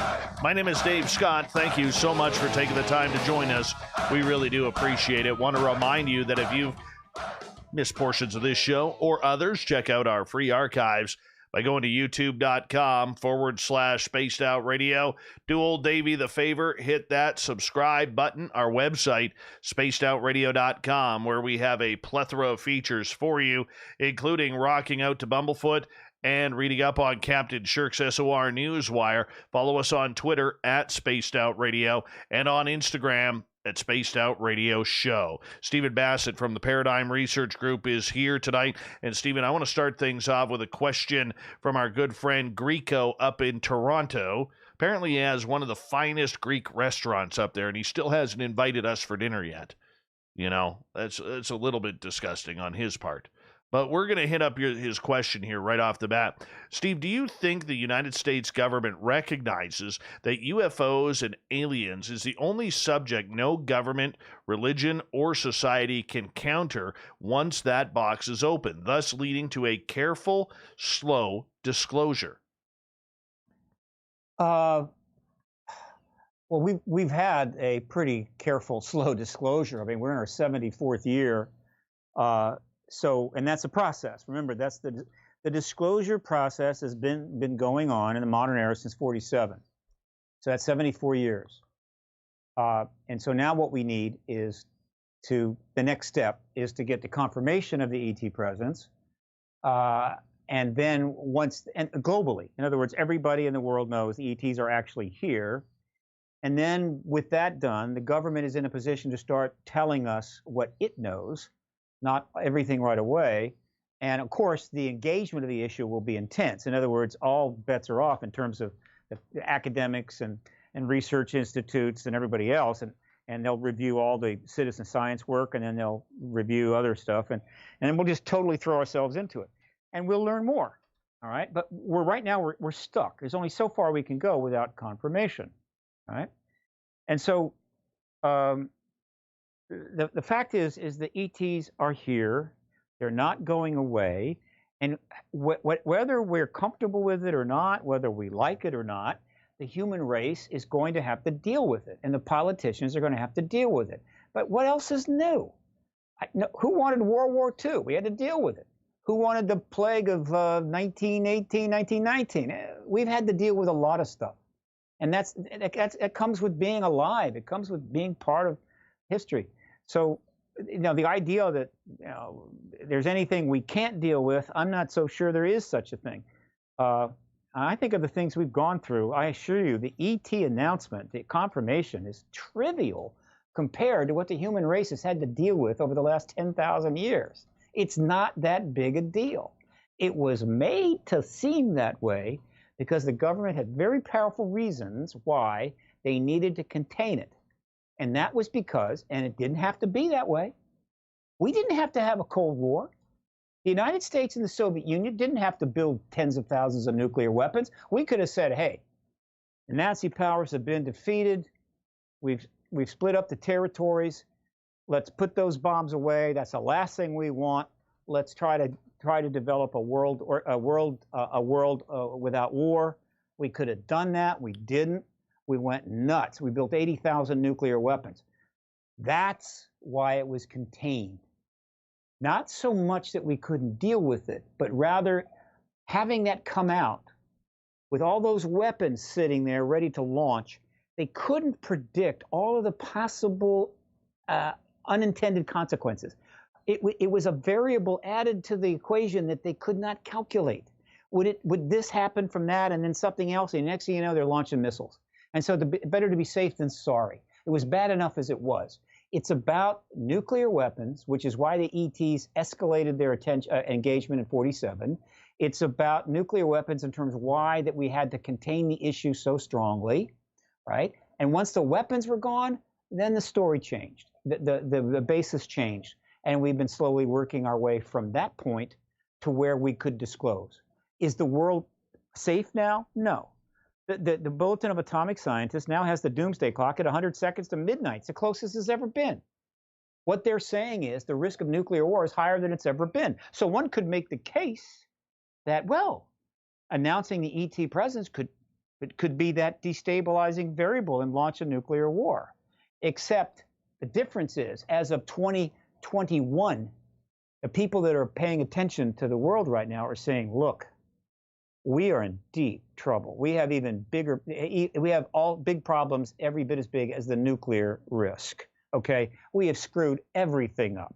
We're wiping out the environment. Population is overwhelming. The potential for human suffering is vast. All of that could trigger a nuclear war. And so announcing the ET presence, opening up the path to maybe extraordinary technologies currently sequestered, and the refocusing of people's attention on something greater than themselves may be just a ticket to back away from the edge of the volcano.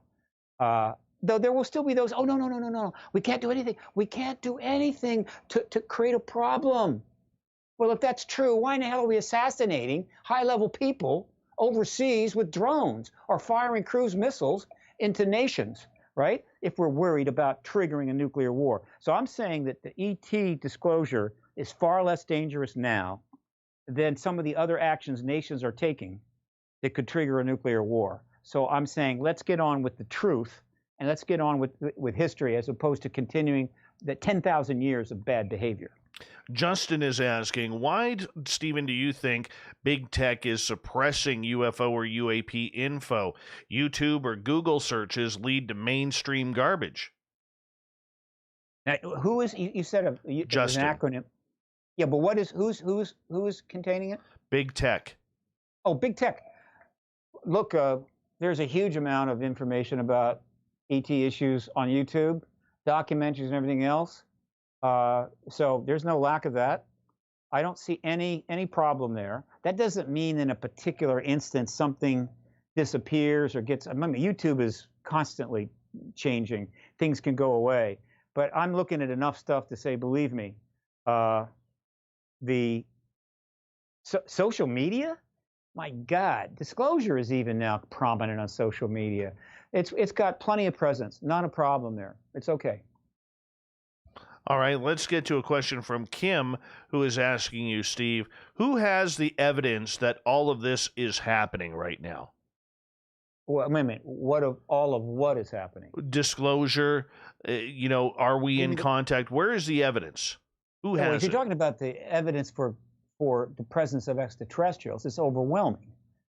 We could spend weeks talking about it. We don't have time for that tonight. It's out there. She just needs to go, look, the evidence it's a fact. It's an absolutely proven fact. The disclosure process, of course, the process is obvious. Stuff is being researched and revealed all the time. But the capital D disclosure issue, that happening, or the confirmation happening, the evidence for that, in order to understand that, because it's not being stated matter-of-factly by the parties involved, you go read those 700 articles. If she goes read those 700 articles on my website and follows just the mainstream coverage, in other words, what is in the mainstream press, which gives you a sense of where it is in the fundamental public domain, she'll probably be able to figure out, oh yeah, I see now. I see what's going on. That is how I'm coming to these conclusions. I have not been told by an insider. I have no special source that says, oh yeah, hearings in April. This is my assessment based upon my experience of what's going down. I will change that assessment if I'm convinced otherwise, but nobody has made an effort to do that. And so therefore, I'm going to put that out there, and I'm inviting people to join in. In other words, hey, put some tweets out to your members of Congress or to some news people. Start talking about disclosure on Twitter or on Facebook. Get involved. If you want disclosure, it'd be a good time to start saying that on social media. If you want hearings, start talking about hearings. All right, it's okay. It's not going to hurt anybody. In other words, the more they hear people getting involved, the more they hear people wanting to go there, the more likely they will go there. I'm not saying it's absolutely necessary. I think the stage is being set regardless. But the number of people that are starting to get excited about the possibility that this is finally going to end, at least the embargo is going to end, is growing all the time. And I see it on the internet. It's out there, and it's going to continue to grow. A couple of more significant events turning up, like this recent one of the CIA releasing, finally responding to Bragaglia's FOI after 3 years, which was absolutely intentional on the part of the CIA. All that stuff is going to excite people, and you're going to have more of that. So, again, that's how I see it. I may be wrong, but I feel good that I'm right. Stephen, in your opinion, how do you feel about the coverage, the mainstream media, outside of the New York Times? The mainstream media has covered this topic. Have they? In the last 3 years, it's doing a great job. And Clinton campaign, a fabulous job.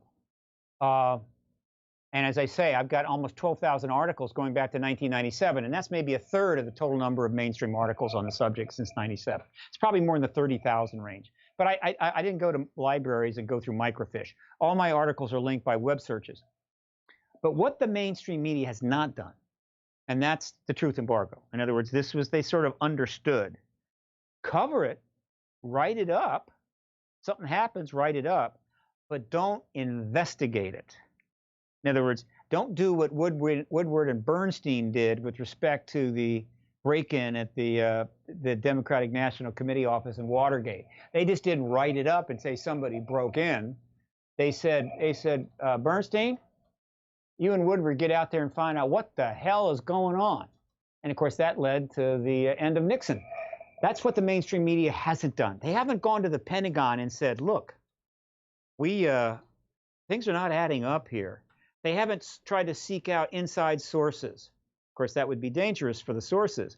They haven't gone Woodward and Bernstein. They've never done that. Now, recently, it's getting a little better. You've got some new organizations, new journalism turning up that they have less of a problem with that. So if you go to the war zone and go to the drive section, there's some very sharp guys that are doing some serious digging. Washington Post is not doing what they're doing. The Debrief is another strong site that's starting to dig. Tom McMillan is doing some heavy research. And so we're starting to see the kind of investigation that was always called for. The New York Times obviously did some investigation to vet the articles that were given, the information given to them by the To the Stars Academy. Has the New York Times gone Woodward and Bernstein on this issue? No, they haven't. They're playing it down the middle. They're continuing to cover, but they're not going after the deep story. They'll have to explain that. I think to some degree, the New York Times has probably figured out that this thing is about to wrap, and it would be kind of, what's the point of attacking it now? It's going to come out anyway, and so they're just covering it, and they're writing occasional stories. But that's the difference. Coverage is one thing, investigation is another. By not investigating the story, not really going after it. For instance, the nuclear weapons tampering. As soon as they got the information on the nuclear weapons tampering in a normal world, that is a massive story. You go out, you got New York Times reporters trying to find Robert Salas and the other witnesses, heading them aside, trying to get them off the record, whatever, digging, sending people out to the damn base, trying to find witnesses. No. Nuclear weapons tampering by unknown craft over the base, because that is just not, that's it. They went as far as they were going to go. So yes, all of the mainstream journalists, the top end, republishers and so forth, are going to have to answer some tough questions after disclosure. Why did you do it that way? Why did you hold back? And in fact, there's a lot of tough questions that are going to be asked, and that's one of the reasons disclosure is a little hard to get. Because who wants to face down hugely significant, tough questions about their participation in an historical process? And so for a lot of people, it's like, I just hope I die first. In other words, wait till I die, and then, hey, tell the world. But hey, tough, okay? You'll get over it. You'll be okay. You know, a prime example of that, Stephen, I don't even know if you know this, but up here in Canada, all the mainstream media played the UFO videos from the U.S. Navy. That's right. They announced it, that the United States Navy has officially released these unidentified aerial phenomena videos. Ooh, look how cool this is. Did you know that not a single Canadian reporter asked any politician or the Prime Minister in Ottawa, what's Canada's role in the UFOs? Not a single reporter. And I found that so disingenuous of the job that you're saying this. Look what the U.S. is playing with, and it got great ratings on the news. Sure, it did. Well, look, the truth embargo was heavily maintained during the Cold War. There was no publisher or editor or television owner that was going to argue with the national security state that the public's right to know trumps your need to avoid a nuclear war. Okay, I mean, hey, nuclear war, if it happens, it happens. We need to get this out. They all fell in line. The argument was powerful. I mean, hey, we almost had a nuclear war like on 6 occasions. I know about 2. I think there's another one I think I know about, and I know there's 3 or 4 more. If you want to really depress yourself, go search them out. They're known. We're lucky we're here. It's a friggin' miracle that we're here at all. And so I get it. By the time the Cold War was over, it didn't have to last 44 years, but it did. The truth embargo was institutionalized. It was virtually what was done. And so you didn't have to send out a bunch of emails or threaten anybody. They just knew that's the way it is. You don't ask questions.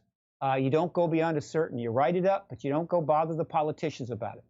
So when some reporter in the White House briefing room in the U.S. brought up the ET issue during the Clinton campaign, it was big news.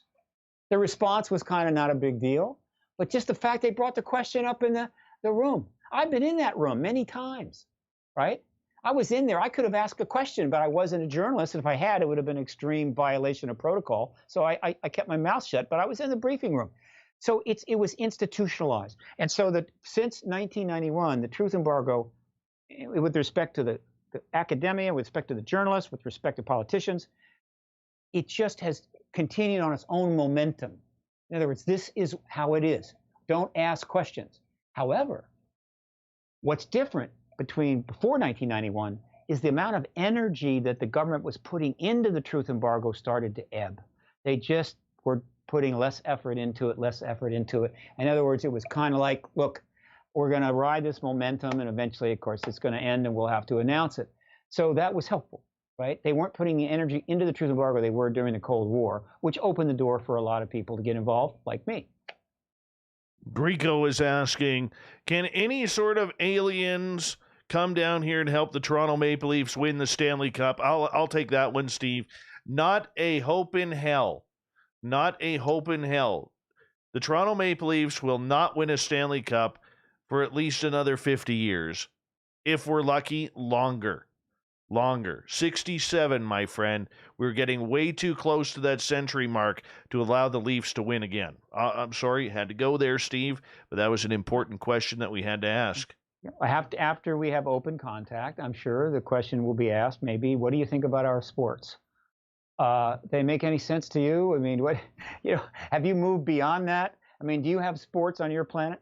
Hey, look, I don't think we could have gotten through the last century and this century, frankly, without sports. Oh, yeah. It's the one thing that kept us from all losing our friggin' mind. Very true.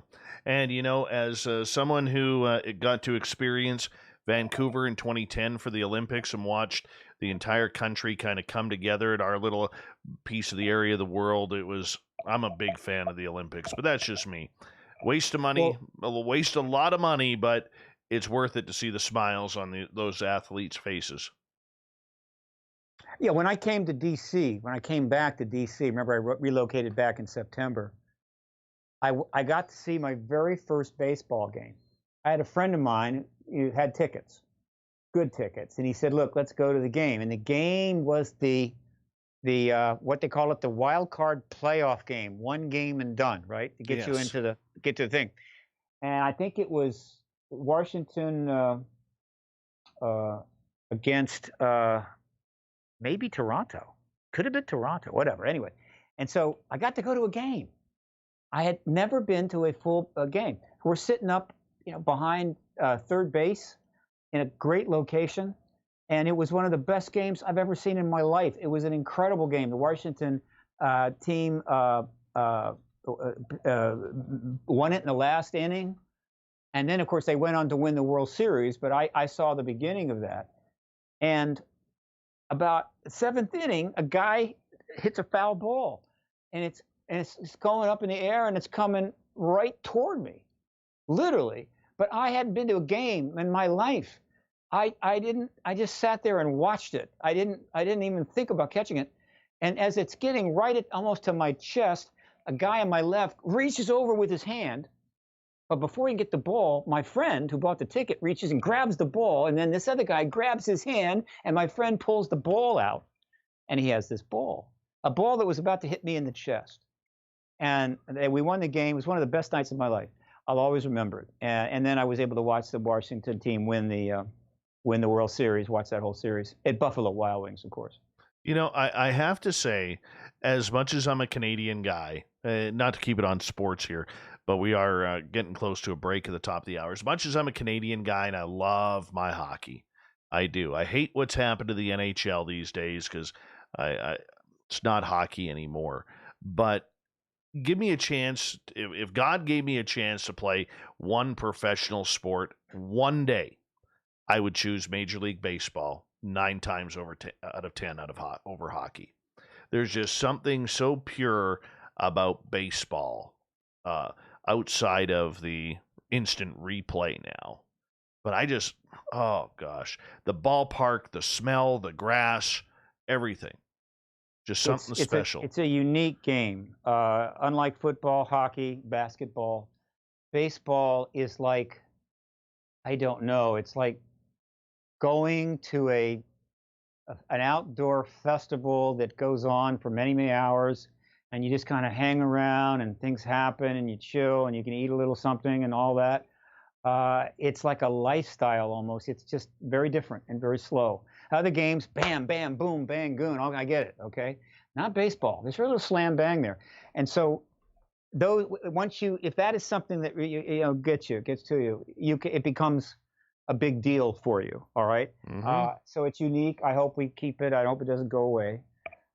It's the unique. There's no other sport like it. The only other sport that would be close to it would be cricket, except that cricket isn't just a few hours in the park. It's days. I was just going to say that. Does anybody know even how a cricket match ends? Nobody knows. But you can go out there. You can go watch the game. You can meet somebody, fall in love, court them, and get engaged and marry them before the game ends. This is very true. This is very true. They could have a 90-day fiance episode in between one cricket match. And now I'm looking at all the Brits in my chat room who are speaking up here. Cricket is better than baseball, full stop. And all this. I don't know. I just love baseball and the purity of it and the fact that, trying to catch a home run ball or a foul ball or something along those lines, heckling the pitchers and whatever. Sure. It's a beautiful game. Steve, we got you for another 30 minutes here on Spaced Out Radio. It's a show that's flown on by so far because we got hour 3 coming up next on the mighty Spaced Out Radio. Stephen Bassett from Paradigm Research Group, this website, paradigmresearchgroup.org. And Brian in the chat room, let's go Mets, Yankees suck. Come on, 27 World Series titles, Brian. I'm West Coast Canada. I'm a Yankees fan. I know where the winning goes. It's in the Bronx. And we're going to continue. Back to aliens, not baseball, on Spaced Out Radio next.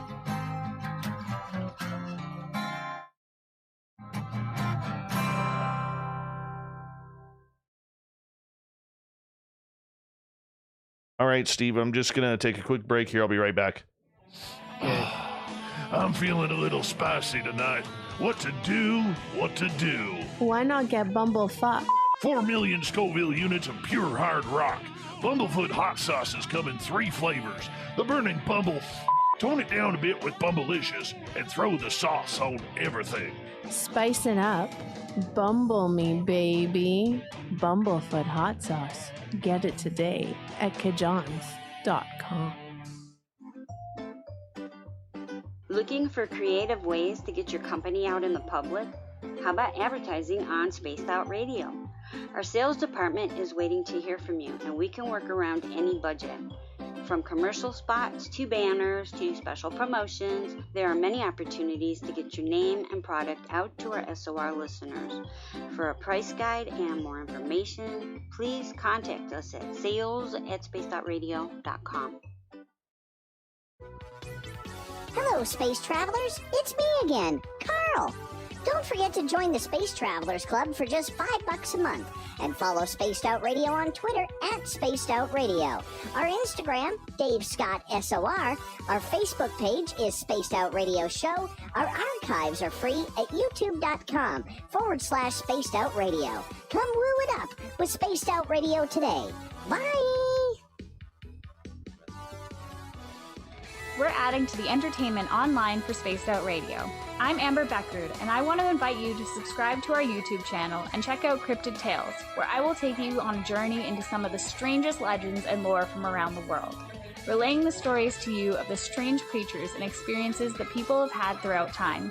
You can find Cryptid Tales at youtube.com/Spaced Out Radio, and while you're there, don't forget to check out our free archives and leave a comment. See you there. We all know on Spaced Out Radio we love a good beard and mustache, so why not take care of your facial hair with Mighty Moose Beard Oil?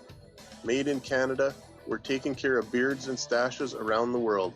We use 100% natural ingredients with our oils and balms to make your whiskers feel silky smooth. Use promo code SOR2019 at mightymoosebeard.com today.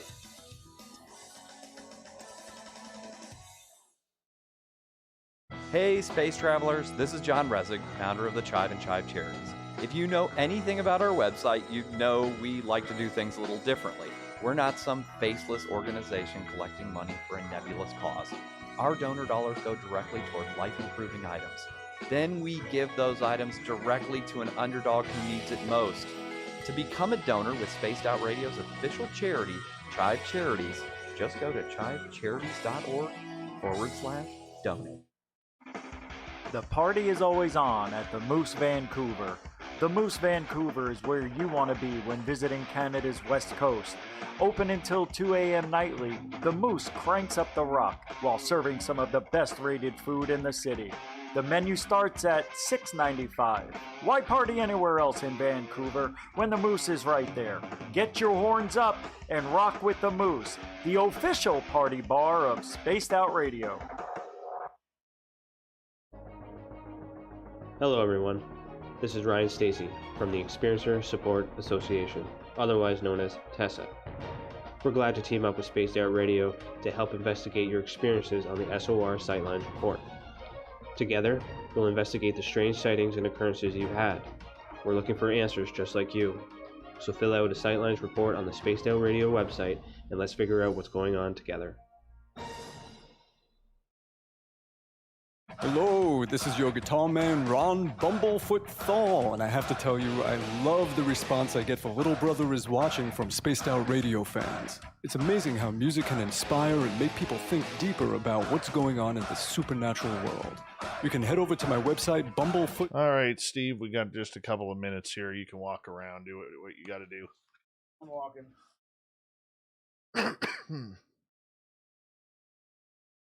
Can I show you the rest of my studio? Sure. Love to see it.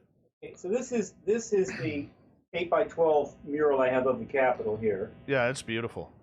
And then over here, you can't see a lot of it, but I've also got an 8x12 mural of the White House, which I'll also use for backdrop for Serenity. Very nice. And then I got a complete bookshelf wall. which I'll use as a backdrop. So I can kind of rotate around, get some different backdrops. That's beautiful, man. No green screen for me. So I love the office. I just took a long time to set up. Looks great. Looks fantastic. Looking forward to, boy, when the day comes and I can have some guests. See, because I'm here in the National Press building, if there's, I might be able to get a journalist that's never talked about the issue or some political guy to come in and interview, but I have to establish myself a lot more than I have before I can do that. Right. But that would be pretty cool, right? That would be awesome. That would be awesome. I'm right here, man. I'm 2 blocks from the White House. Maybe I'll get the president, get Biden over here. Yeah, sure. That would launch come my to my podcast, dungeon. wouldn't it? Come to my dungeon. Let me show you some UFO stuff. Yeah, come on in, Joe. Who needs the Pentagon? We got Steve Bassett's office. The possibilities are intriguing. There have been days, though, during this coronavirus when I wasn't sure we were ever going to get there. Right. Just, it's been difficult. I hear you. Our YouTube crowd, I want to remind you that at bottom of the hour, we're going to go to our new feature that we do on Tuesdays when we don't join the shift in Vancouver. We're going to go to the Magic 8 Ball, so get your questions ready, and then we'll get to the news and the SOR Newswire, so and the thought of the day. So stay tuned. Here's hour 3.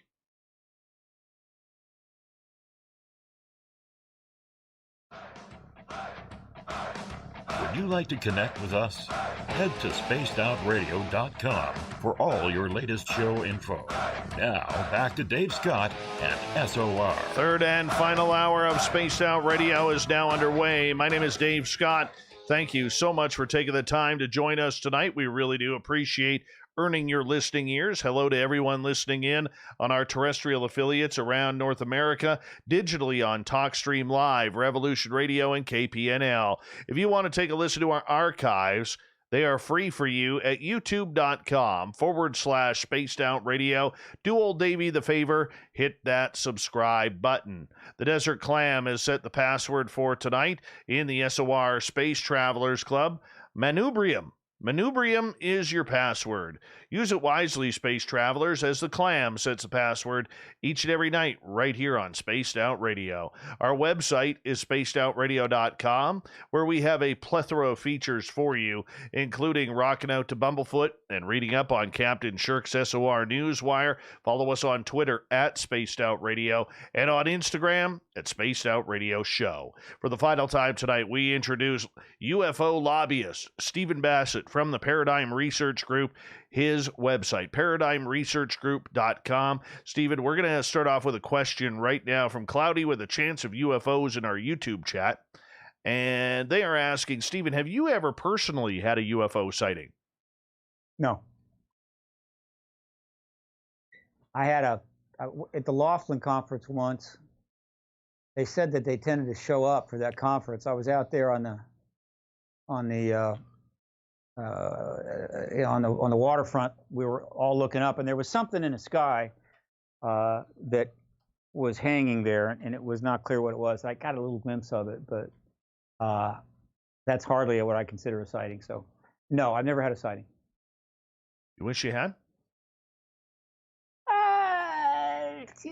Probably. I think it would make much difference. I don't have. I've never had contact either, which. A lot of people ask me about that. I'm kind of glad that I haven't.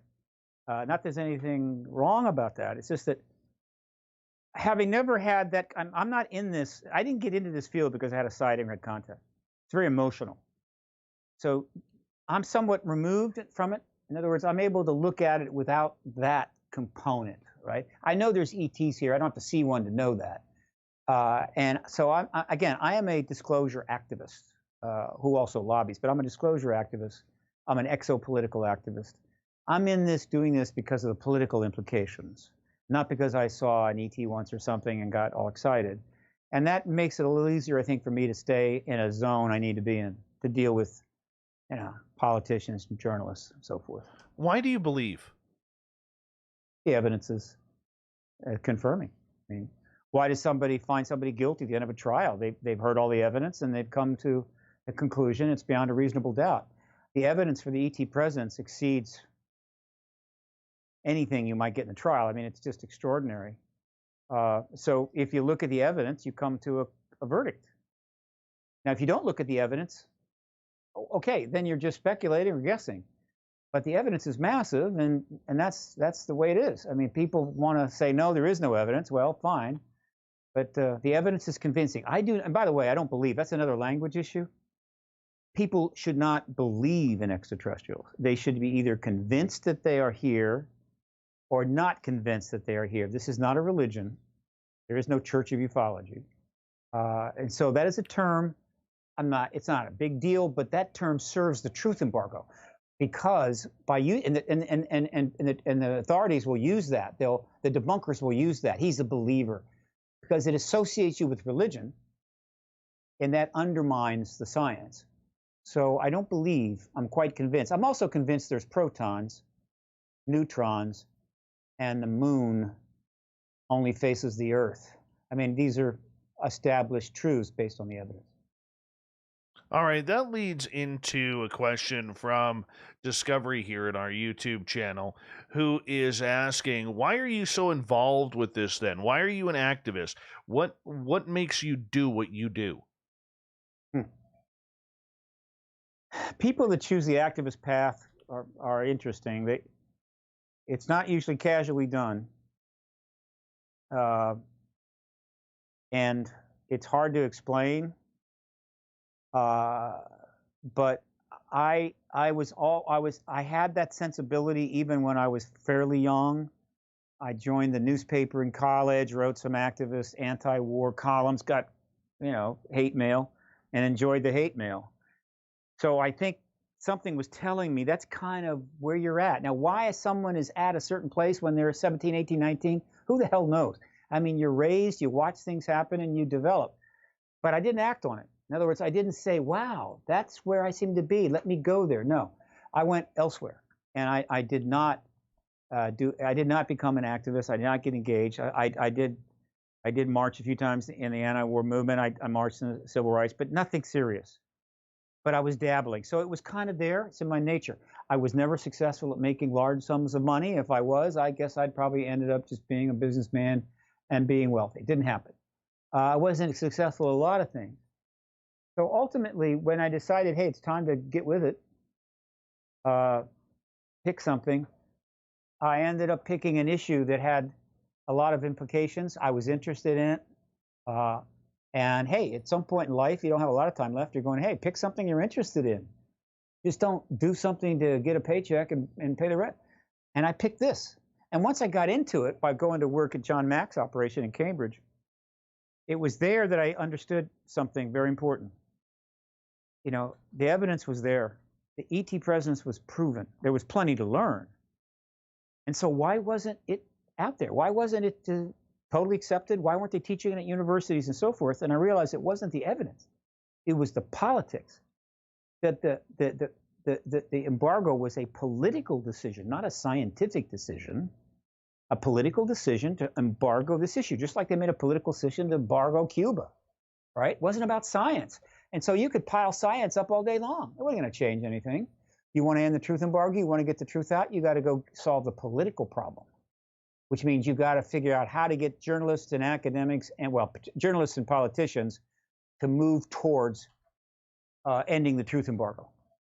And once I got into it, it was intense and interesting and engaging and fulfilling, even without any money.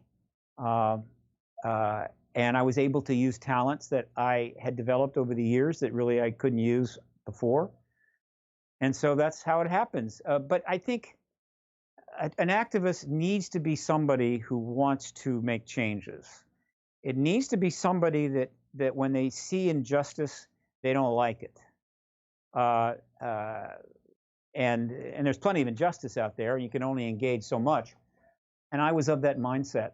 The injustice in this world bothered me a great deal. And so, but what do? I mean, there's a lot of movements you could join. I ended up getting involved in this. And that's the best way I can describe it. It's not easy to describe it. I remember in college trying to figure out what am I going to major in. I had no idea. It was awful. I was guessing. It was terrible.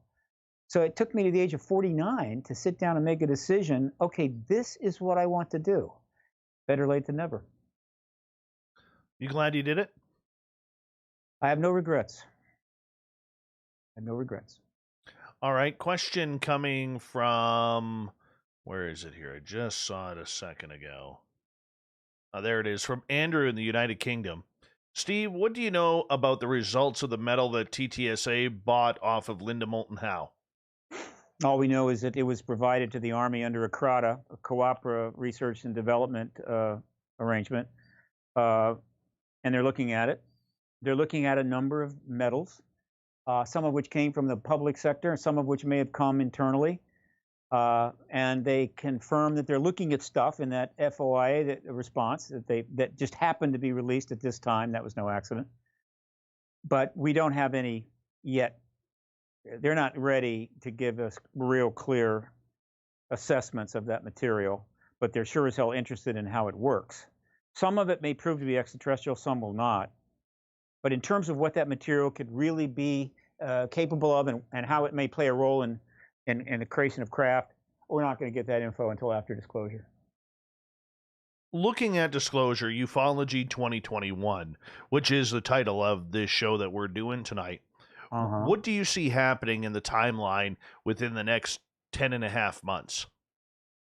Again, I'm going to be making the strongest case I can that Biden absolutely must not stand in the way of congressional hearings that are being put together by Christopher Mellon and Luis Elizondo.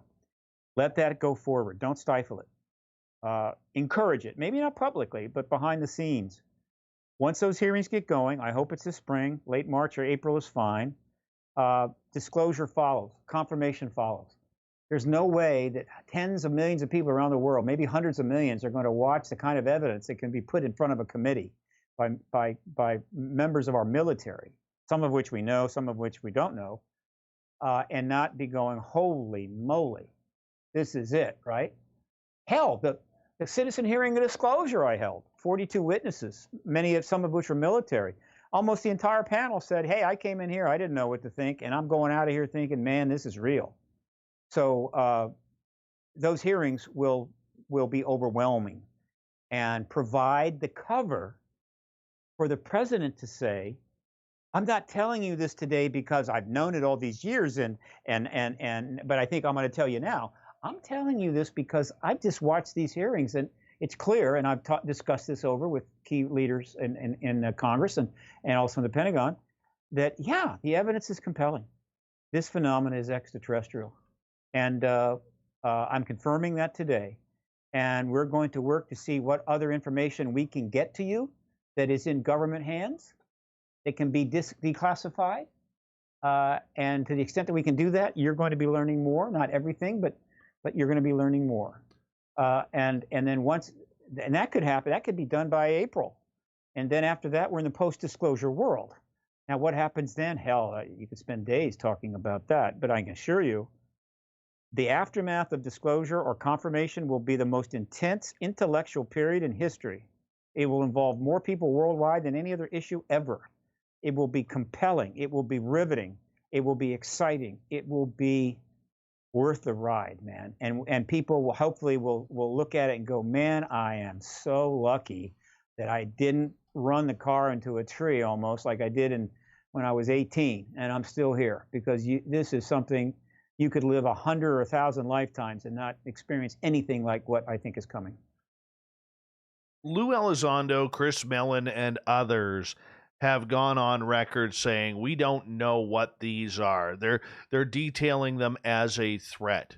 Yet there are many proponents out there who believe that governments of the world are in touch with extraterrestrial species. Paul Hellyer has gone on record saying that Canada is in contact with 2 separate extraterrestrial species alone. I could just imagine what that's like in the United States. What do you think the public reaction would be if it ever came out through disclosure that we have been in contact with extraterrestrials for the past 70 years since Roswell? Well, I think by contact they're meaning formal relations. some sort of alliance, treaty, whatever. In other words, not just, hey, they dropped by once and said hello. Let me say two things about that. One, we're not going to learn that until after disclosure. That's not going to come out before disclosure or confirmation. And two, yeah, it's a really big, it's a really tough problem. It is a serious public relations problem. And I have some empathy for them, all right? I appreciate it. And one of the reasons that the truth embargo has lasted is because there is not a lot of, how can I put this? There's a lot of people that don't want to have to answer those questions. I mean, they realize that is going to be tough. And I have some empathy, but so what? All right? We're going to have to get the truth, and you're going to have to answer those questions. And I think people will be more generous than they think. I think they're going to be a little more understanding than they think. So that would be a tough one to learn. But I don't think it's been established, and it hasn't been proven. So I'm certainly not going to assert that that is, in fact, what's going on.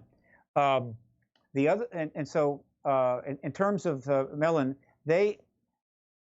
one thing you have to understand about these fellows is that, and there's something I'm going to read to you in a minute, which is kind of important. Hang on a second, if I can get it here. Where is this puppy? I'll find it. The people in To the Stars have been operating from day one under some serious constrictions. There is plenty they cannot talk about.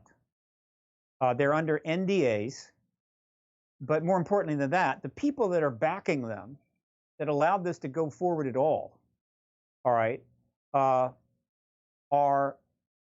put restrictions on them. In other words, there's things you can't say. You can't violate your NDAs. You certainly can't release classified information. We don't want you saying the word extraterrestrial.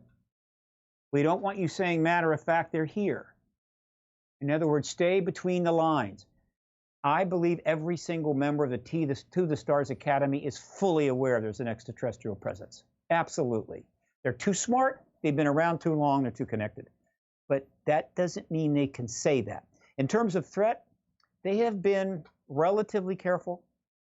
They should say potential threat. They usually do, but sometimes they say threat. There's a big difference between the two, and I've actually called them out on that.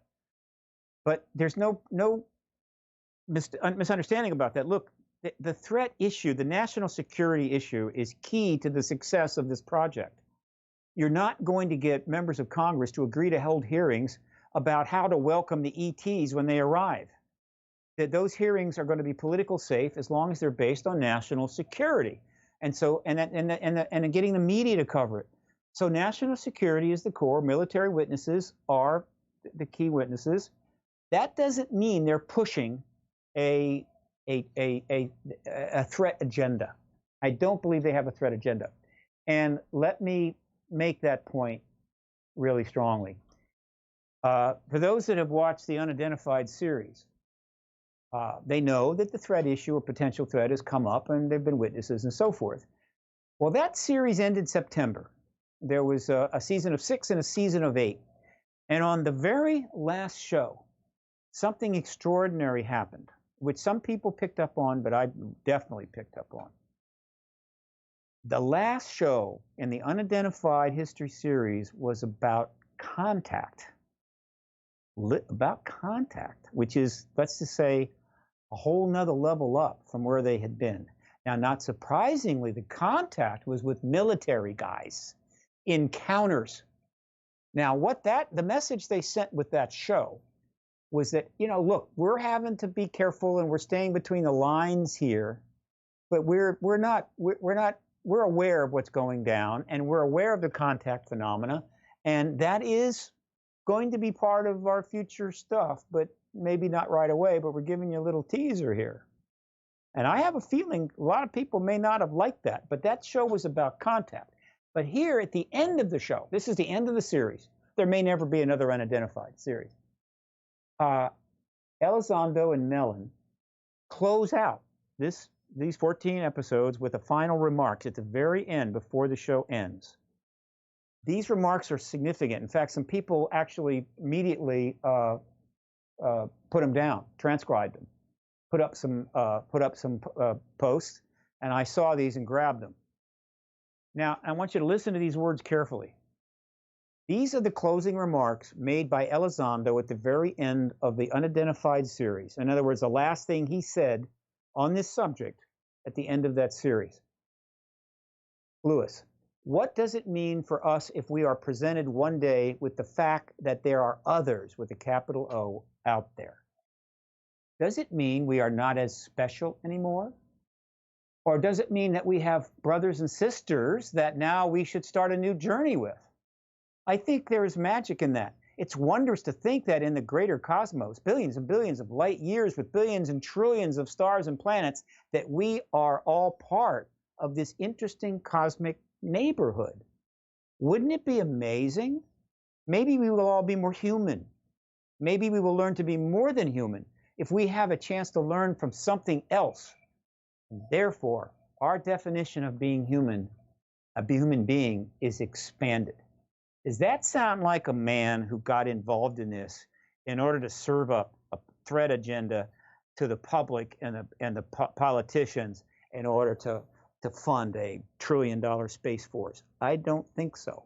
Now, let's hear the last words from Christopher Mellon. His last words, end of the unidentified series. The phenomenon is real. These are not Russian, US, or Chinese vehicles.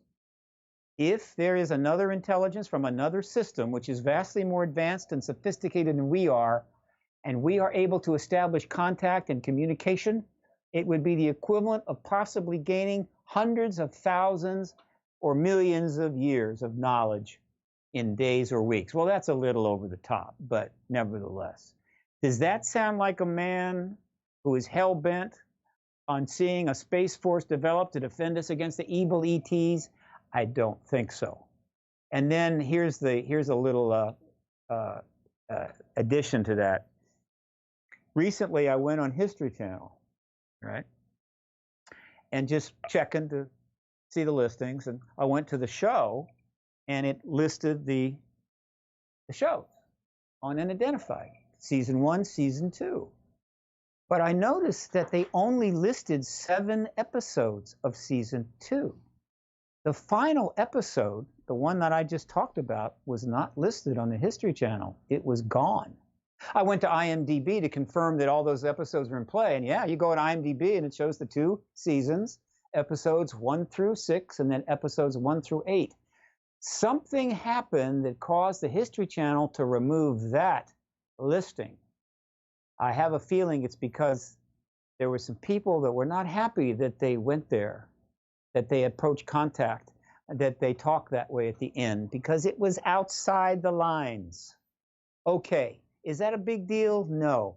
But I say this to give your audience a sense of why and how I'm coming to these understandings. You have to look at the full picture. You have to look at a lot of stuff, and you've got to think between the lines to try to understand what is going down here, because they're not telling us exactly what's going down, because they can't. They can't just come out and say, here's the agenda, here's where we're going, here's what we want, because unraveling the truth embargo is not some straightforward process. It is 4-dimensional chess. These guys are playing a good game, but they sent us a message with that series. I invite people to go find it on Daily Motion or wherever the hell they can get it and watch Season 8. Because it was probably the most remarkable of the 14 shows. Stephen, I want to say thank you for coming on Spaced Out Radio, as you do a couple times each year, to keep us up to date on what's happening in Washington, D.C., and with the disclosure movement. And all the best to you coming up here in the next number of months here as we see where this topic goes, and hopefully when it picks up steam when COVID dies. So thank you so much for coming on. My pleasure, Dave. All right. Take care. It's always a pleasure. Stephen Bassett, everyone. His website, paradigmresearchgroup.org, as Stephen is always on the ball, and you can find thousands of UFO and disclosure reports, news articles, everything on that website. Coming up next, we're going to play a little fun game with our audience here in the chat rooms. We're going to play the Magic 8 Ball. And then we're going to get to the SOR Newswire and the thought of the day. Stay tuned. Spaced Out Radio continues right after this.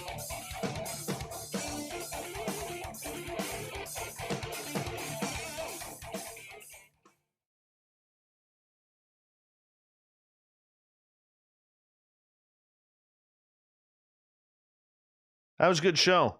Steve always hangs up early. Magic 8 Ball, everyone. Magic 8 Ball.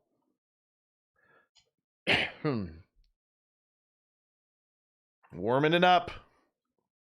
Warming it up. Make sure your questions come in capital letters for some Magic 8 Ball.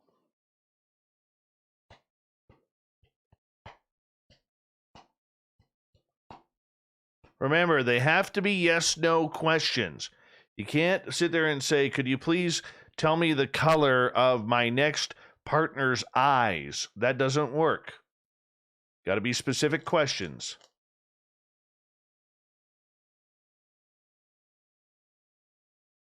Brian, 27 rings, 27 titles. That's all that matters. That's all that matters. You don't have Mookie Wilson and Lenny Dykstra and Darryl Strawberry anymore. Doc Gooden isn't on the mound. You got to let it go. You got to let it go.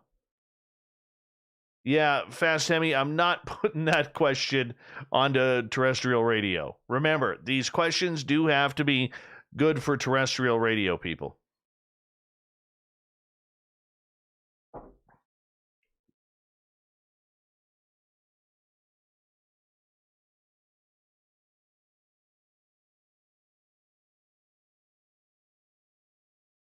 Clean up the question, Oob.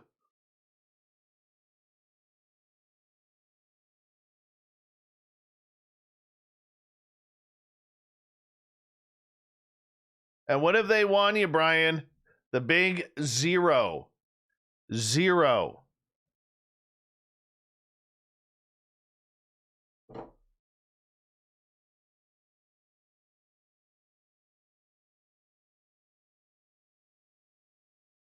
I will ask that question, Brian. And I can already tell you what the Magic 8 Ball is going to say because it never lies.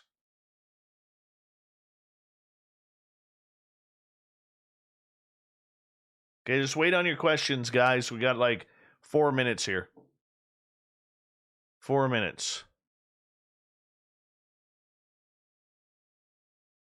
More like 3 minutes. I apologize.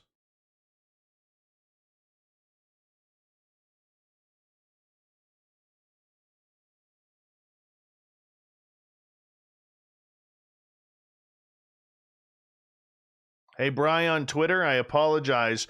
I was going to make that comment, what you said on your tweet, and I thought it was pretty good, and I was going to mention that to Steve, but I ran out of time, so I apologize.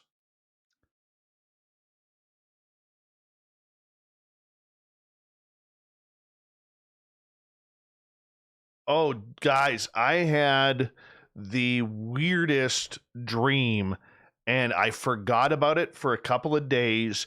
And I was watching a video on YouTube today about sinking an aircraft carrier to become an artificial reef. And they had this one camera angle, not on the boat, but in the water, that just absolutely brought this dream back to me. I'll tell you, I have never been this scared on a dream in my life. I don't even know how to explain it. I was literally dead. And they threw me in the water, whoever they were. I don't know who they were. But it almost felt like it was like ceremonial. Threw me in the water, and my soul is still looking through my eyes and my dead body. And I see the splash with my body going in, and I'm floating down. Well, not floating, sinking, I guess. Sinking down. And I'm watching the light from outside get smaller and smaller and smaller and smaller till it's just a little ball. And then I feel my body hit the bottom. And all I could think about is I can't swim because I'm dead. I can't move my arms. I can't open my mouth. I'm not breathing. How come I'm not breathing underwater? Why am I Why am I doing this? And I was like literally, I'm like, doesn't the soul leave the body? And I started freaking out. Like, am I going to be sitting here staring up at that little piece of light underwater for eternity? It scared the living hell out of me. I couldn't talk. I couldn't yell. Couldn't do anything. And I've had an anxiety moment about this literally all day, and scared the daylights out of me. Literally scared the daylights out of me. So that one freaked me out. Yeah, that dream happened on the weekend.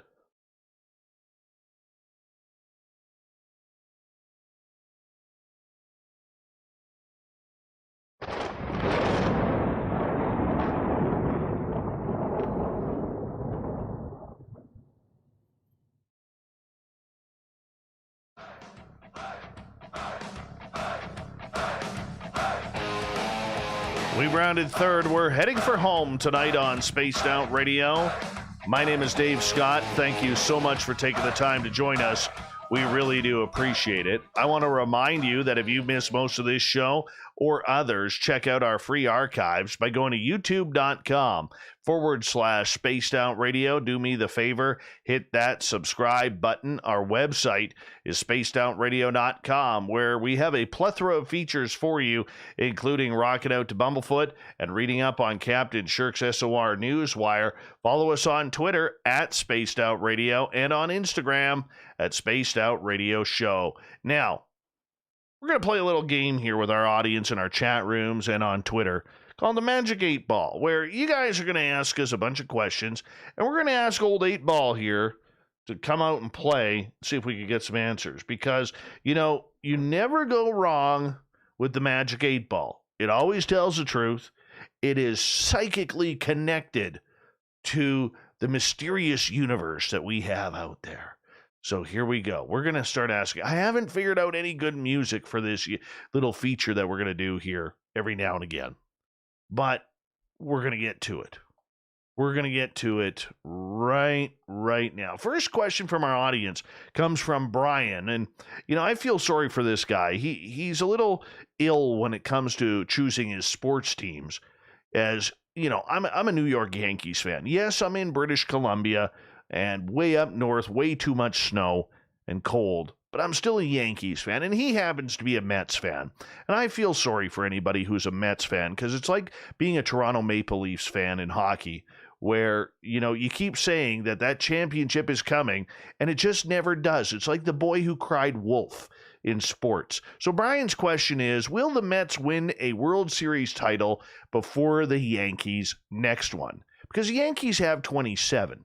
You know, we're pretty much due. It's been a while. But you know what? The Mets hasn't been that long. Only, I think, 1986. So who knows? Who knows? So let's get to the question. Magic 8 Ball. Will the New York Mets win a World Series ring before the Yankees next one? Let's see. Here we go. The answer is, my sources say no.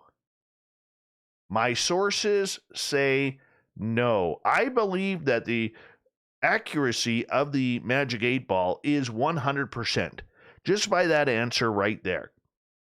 Because you never wish anyone to be a Mets fan, or a Leafs fan for that matter. You just don't wish that. And in the meantime, I am alienating and segregating my entire audience at Saga 960 right now.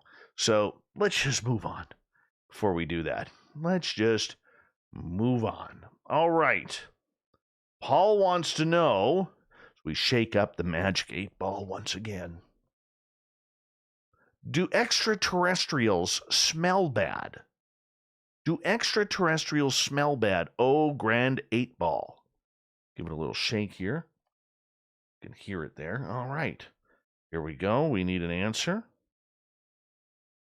We have no answer for this. It says, I'm in hypersleep.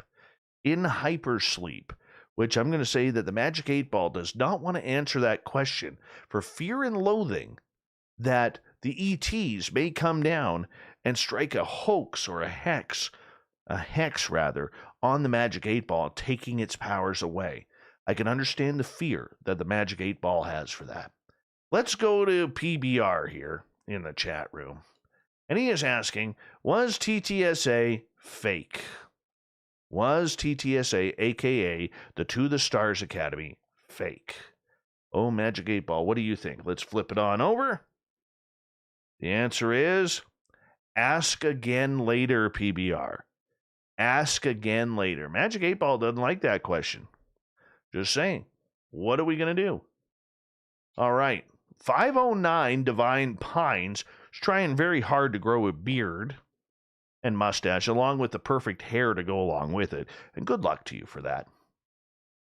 He is asking, are we currently in a war against aliens? Are we in a war against aliens? Magic 8 Ball, what do you think? Tell us what is happening up in space here. The answer is infinitely yes. We got some war happening up in space where the aliens versus humans. It's right out of Independence Day, and I believe that's where Will Smith is right now. Harry Connick Jr. was already blown out of the sky. So we got to go with Will Smith because, I mean, he never dies. Joe in California is asking, will Dave get abducted this week? Will Dave get abducted this week? That's a little personal. How about will Joe get abducted? We'll first do Dave, then we'll do Joe. So the answer for Dave is, come on in, Magic 8 Ball. Out of fuel. Try again later, Joe. Try again later. How about, will Joe be abducted by aliens this week? Because Joe doesn't like to admit that he's got aliens. He's got big-time aliens here. So, Magic 8 Ball, is Joe getting abducted by aliens this week? The answer is, intel looks good. Intel looks good. So, Joe's getting abducted by aliens this week. I am not, which is always nice. And we're going to continue on with the show. Off-World Adam is asking, well, no, I can't ask that. Come on. Can't ask that. Got to scroll down to see if there's any logical questions here. Let's see here. Is eating waffles for breakfast okay? It's a breakfast meal, so why wouldn't it be? We don't need the Magic 8 Ball for that one. Sir Wolf is asking, is Dr. Stephen Greer a reptile wrapped up as a human? Good, solid question there.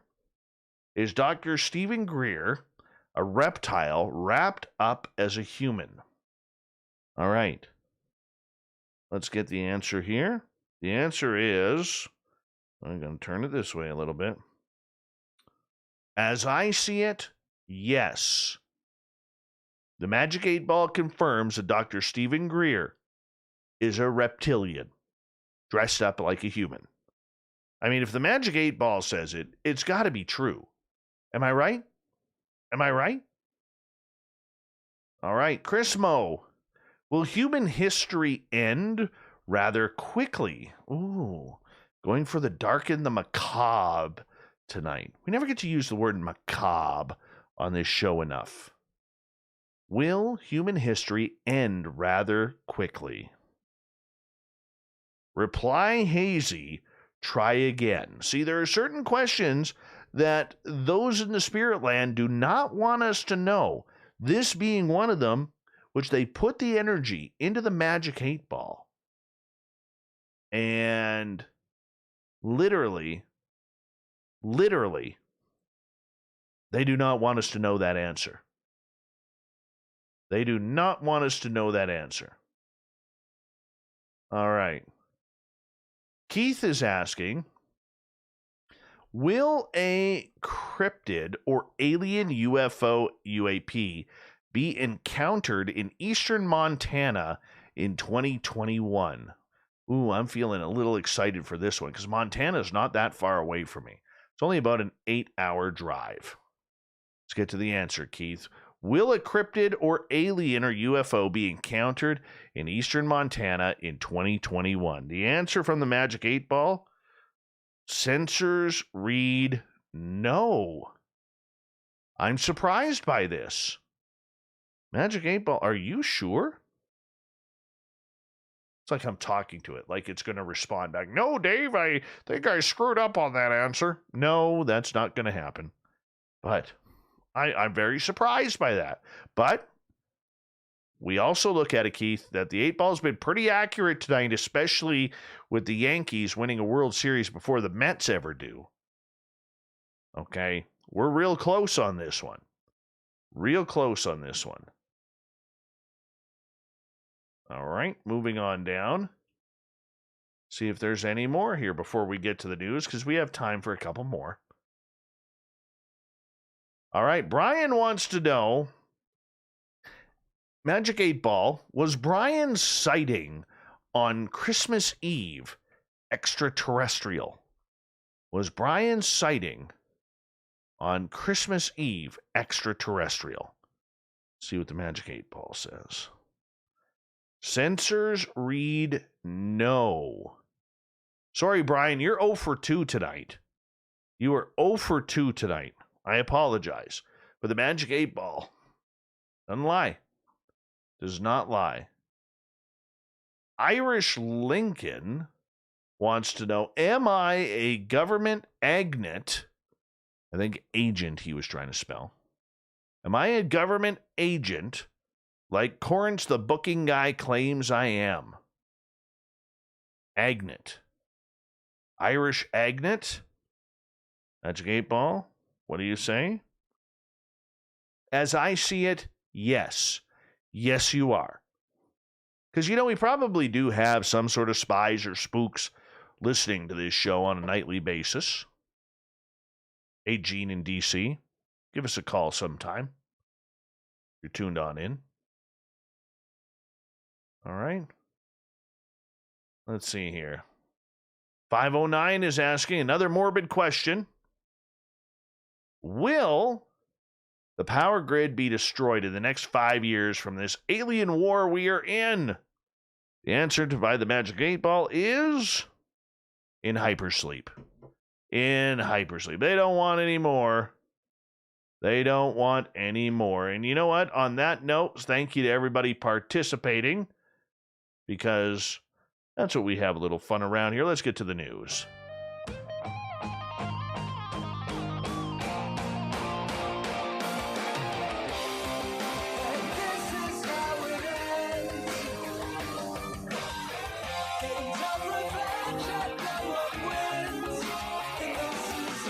The news is always changing, which is why we bring you the SOR Newswire at the back end of every show, where we get to the weird, the strange, the wacky, and sometimes the delicious. When NASA's Perseverance rover goes through the 7 minutes of terror to land itself on Mars on February 18th, you can sit back, watch the NASA coverage, and relax, because it's not every day that NASA lands an SUV-sized rover on Mars. The last rover to land on Mars was Curiosity in 2012. The stationary InSight lander touched down in 2018. To mark the rare occasion, Krispy Kreme is offering a limited edition themed donut, only available on Thursday. The Mars donut will look like the red planet itself. Krispy Kreme's Mars donut celebrates NASA's Perseverance rover and its upcoming landing on Mars. The caramel-dipped and chocolate cream-filled donut, otherwise known as a Boston cream at Tim Hortons, is topped off with a swirl that resembles Mars and even has sprinkles of chocolate cookie crumbs for its authentic dusty Martian touch.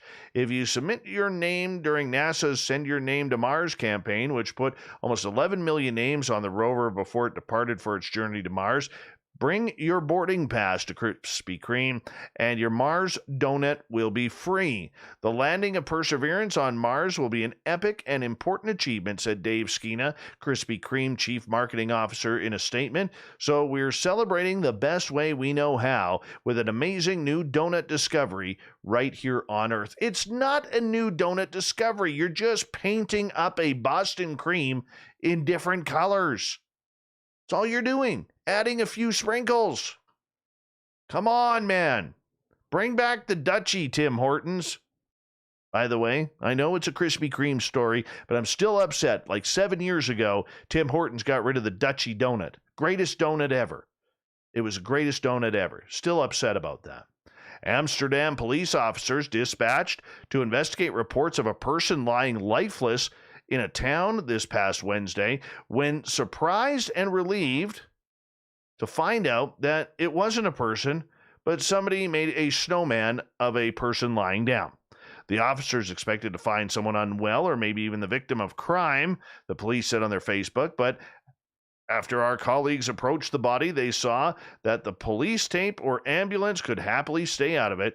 It was a handsome snow creation, including an orange carrot for a nose.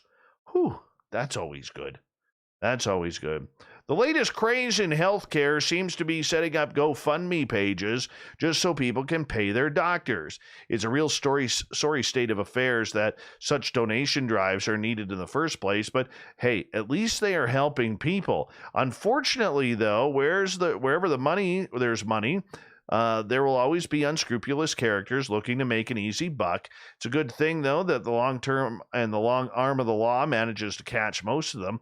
In the United Kingdom, 42-year-old Nicole Elkbass was sentenced to 33 months in jail for setting up a GoFundMe account in 2017, asking for donations to treat her ovarian cancer.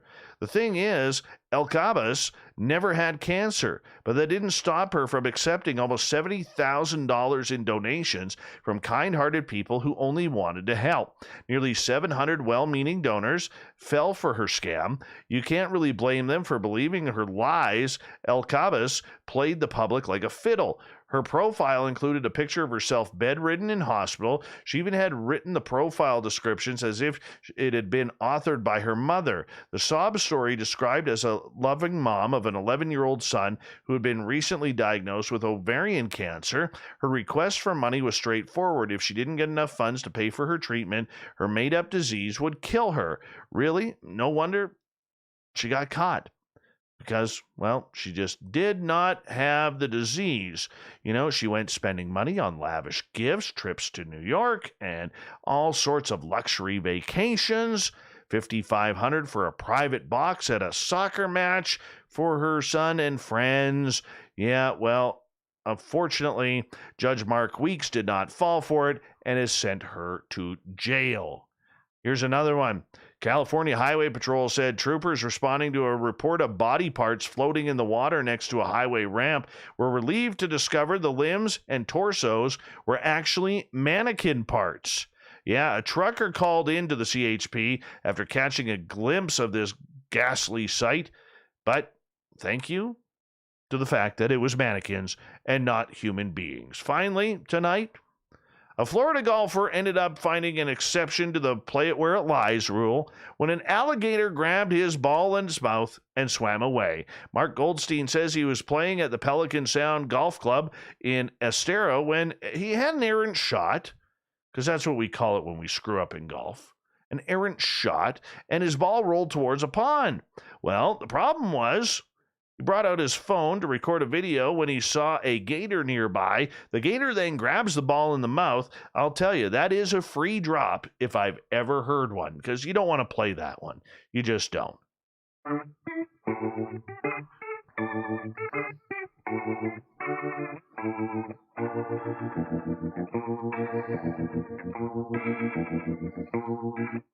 Thought of the Dave happens every night at this time, where we ask a question on our Facebook and Twitter pages, then read your responses on the air because we love the audience participation around here. Today's Thought of the Dave is as follows. What's your thoughts on the UFOs being a political issue? Foya Boy, otherwise known as Cherry Pepsi Mike, sucks, but as long as politics decides where the money goes, the two must be addressed. Also, this is my political affiliation.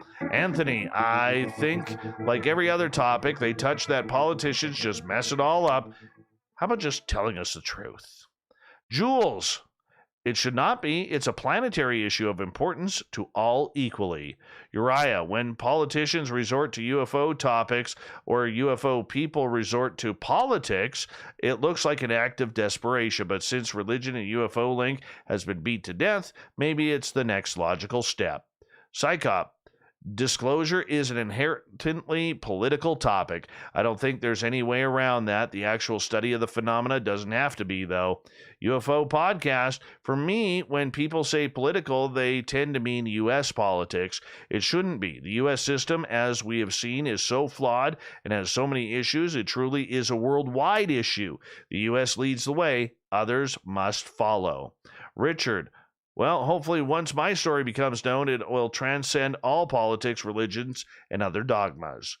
Carl, to me, it's political, especially now. I'm waiting for Biden to take 30 seconds to comment on what is probably the biggest story of mankind so far. 13 ballads, only if it can be combined with a more mundane social issue. Example, government funding for senior homes to set up UFO clubs, stargazing, and the like to improve the lot for seniors. I like that idea. I do. Let's move on here as we got time for a couple of more. Gregory, after the military spending was said to possibly be cut, our fearless autocratic leader at the time proposed we create a space force so money can be funneled into the complex. So I'm not sure if that makes a difference anyways. Davey, it shouldn't be a political issue. It should transcend all political affiliations. Andy, that is simple. If it will get a candidate one vote, we will make it political. Gail, I believe UFOs, aliens supersede any politicizing government folks would like to do. Kevin, Dave, are you trying to tell us that even aliens are pro-Trump? Bobby, if yucky politicians make it political, they will ruin first contact as they ruin everything they touch. Jessica, there are politics everywhere you go and in everything you look at. All right, Carrie, I don't think they give a crap about politics. Mike, because it becomes a who knew what and who was lying to us issue, in my opinion. Tim, they had a chance to gather up most of the aliens on January 6th. Missed that opportunity. Cousin Darren, ask Jeff Bezos. Oh, Cousin Darren, coming in strong there. Science Bob, this is a national security issue in the U.S., so politics has no place. Will it? Probably. And finally, Ron, that would be awesome if UFOs took the politicians away and dropped them off on the sun. Thank you to everybody in the Thought of the Dave. Thank you so much for playing on the Magic 8 Ball. Captain Shirk for the news and Steve Bassett for a great interview. We got Mr. Ron Bumblefoot Thal rocking in the background with Little Brother is Watching. Bumblefoot is the official music of Spaced Out Radio, rocking us in and out of every single show. Get your horns up for the guitar god himself. Special thanks to everybody listening in at home, at work, in your cars, wherever you may be. Thank you to everyone taking in our chat rooms tonight on YouTube, LGAB, Revolution Radio, Spreaker, and on Twitter at hashtag Spaced Out Radio. This show is copyright by Spaced Out Radio and SOR Media Ventures Limited. Thank you so much for sharing your evening with us, because together, my friends, don't make a mistake. We're watching. We own the night. Mr. Bumblefoot, we need a favor. We need you to take us home.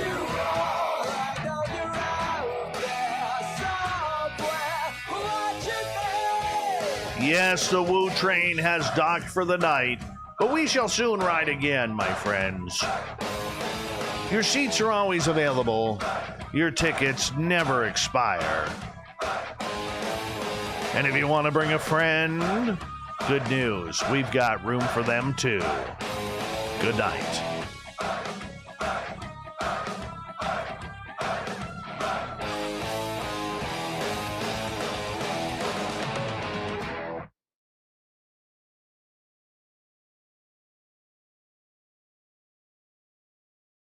It's a good, solid show, everyone. Audience, you did well tonight. You did well. You held your tempers.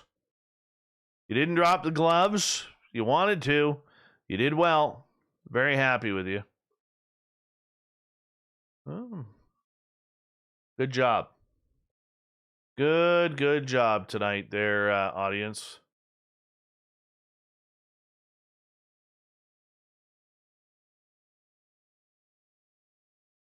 All right, I'll be right back. I'm going to make a bathroom break here. We got 100 people in here. Let's see how many we can stick around before we call it the night. See, we're down to 99 already. I'll be right back.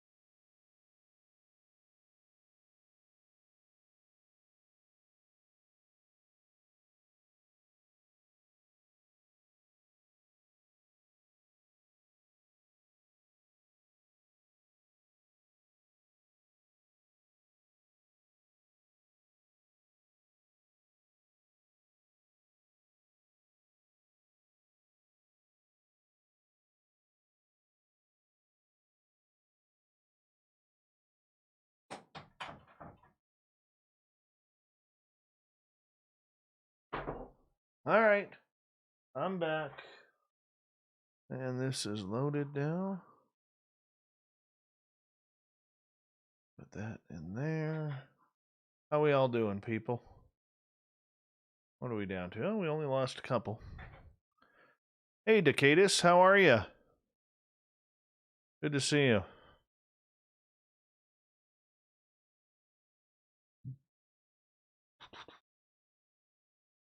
Hello, gorgeous Jen. You're up late. Hi, Jenny. That would freak me out, Andrew, to be honest. I know you missed the show. I know you missed the show. I don't know why. I'm going to assume you were working on something. Kept you busy.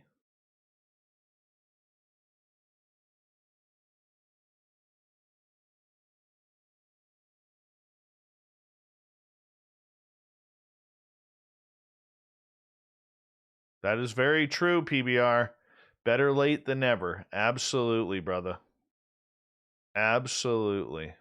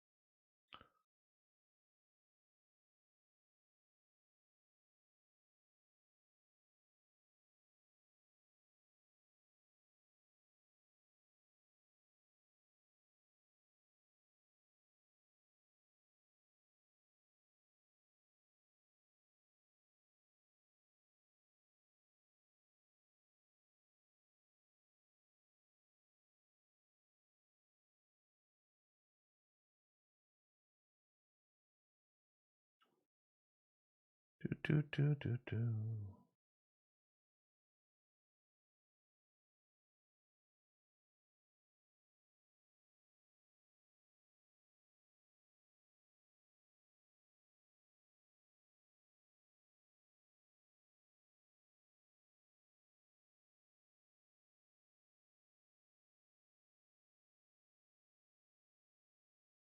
Who the hell is Blood Clot Boy?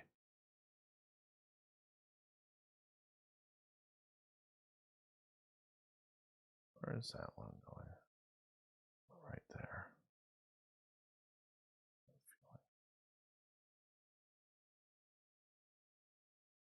Hey, Boots here. What's happening? Welcome to our chat room.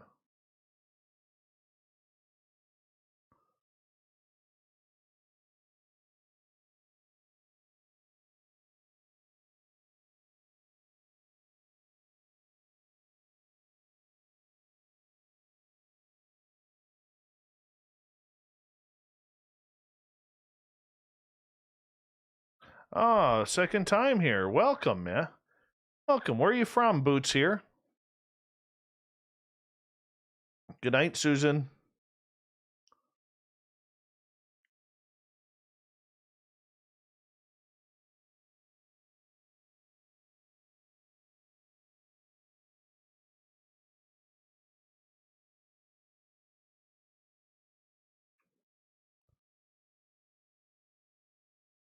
Stunt Brat, how are you, my dear?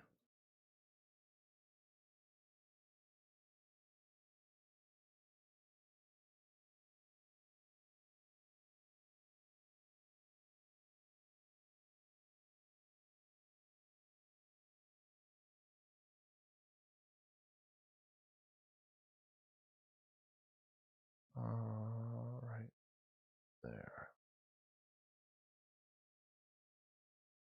Yeah, that's it.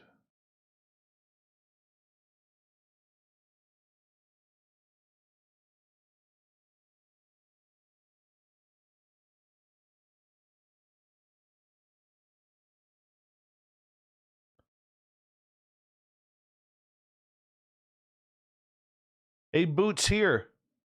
Where are you from?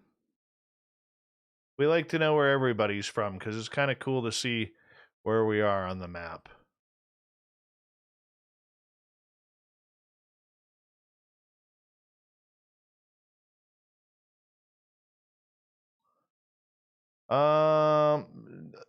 No, I don't really know. If they need me, they'll call me. If they don't, I'm quite okay with it because I like those guys. I really do. They've treated me very well. We talk about once every couple weeks. Um, but if they need something, they call me. But they've got their own little team kind of set up there, and it's working well for them. And they need me. They know where they'll find me. But they got some great guys working with them. So, oh, Boots here. You're in Oregon too. Man, I can't believe how many listeners we have in Oregon.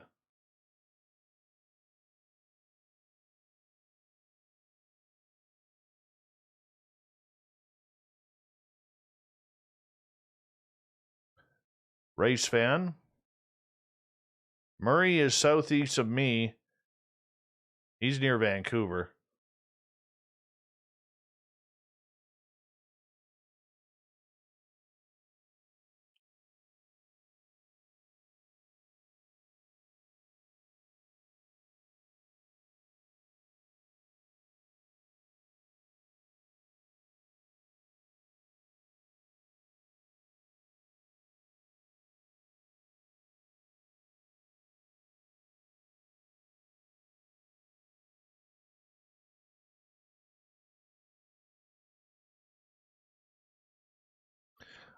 Oh shoot, sorry, Murray. Yeah, you're in Alberta. I thought you were one of the BC guys.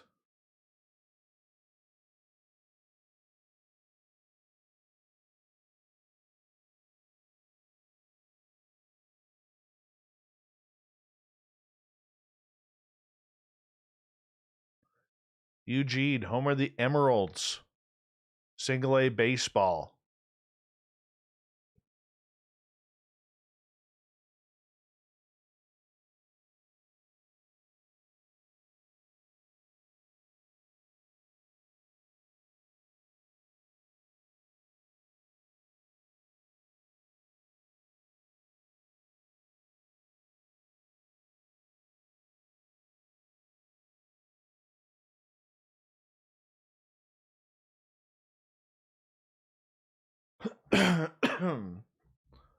Brad is in Indiana, home of the legendary greatest rock singer ever, Mr. W. Axl Rose.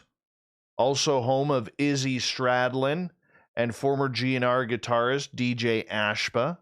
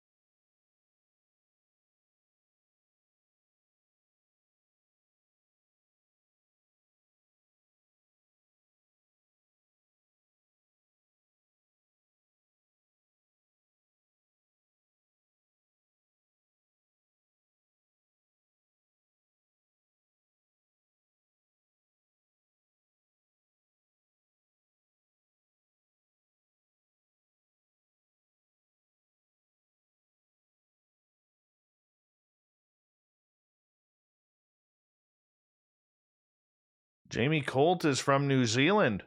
Lots of sharks around there.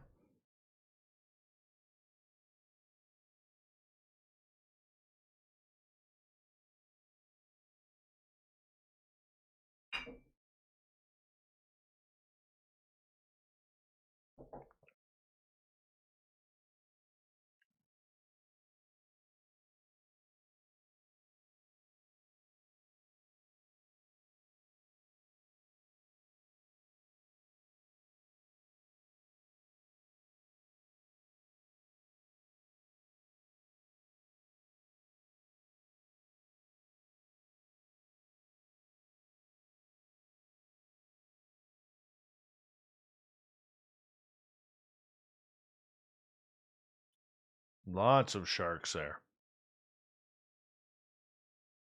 Pepster, that's just not nice. Okay? That's just not nice. Why would you do that? You know?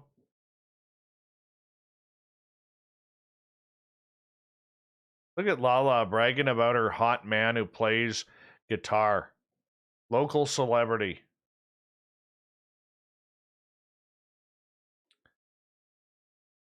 She's like, yeah, that's my boyfriend up on stage.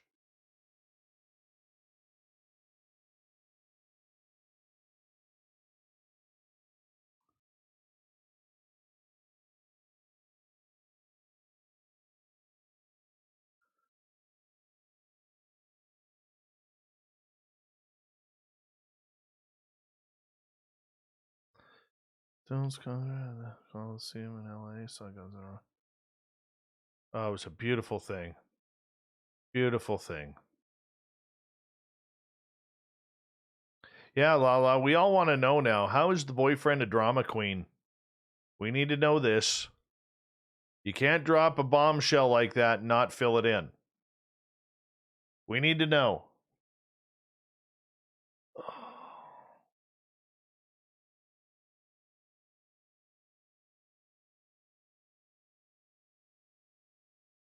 Hey, Thurston Howell the Third, how you doing? Good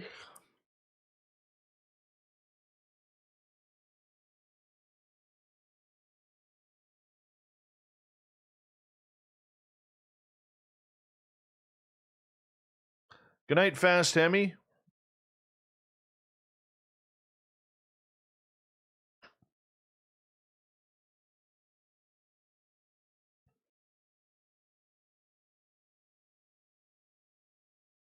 Oh, Lala is saying she takes care of her man. She takes good care of him.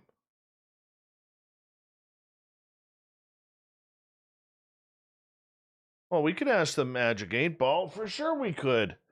Is Lala's boyfriend a drama queen? No, Canucks do not drink warm beer. It's terrible. All right. Is Lala's boyfriend a drama queen? You may rely on it. Yes, he is.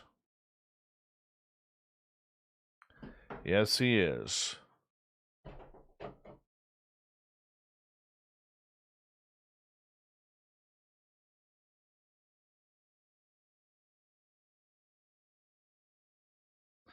Have a good morning, United Kingdom, Andrew, part of the Commonwealth.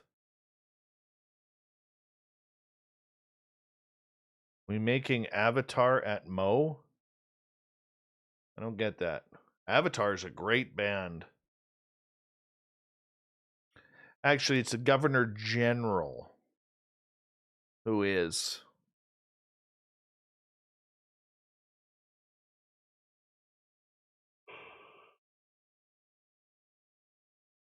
Oh, Avatar the movie. Should listen to Avatar the band. They're pretty good. They're pretty good. They're out of Sweden. We do eat poutine. Not gonna lie, I like a good poutine.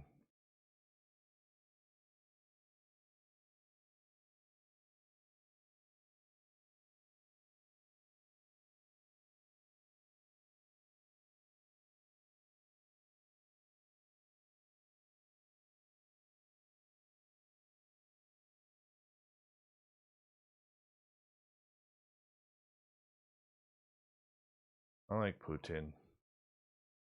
It's good stuff.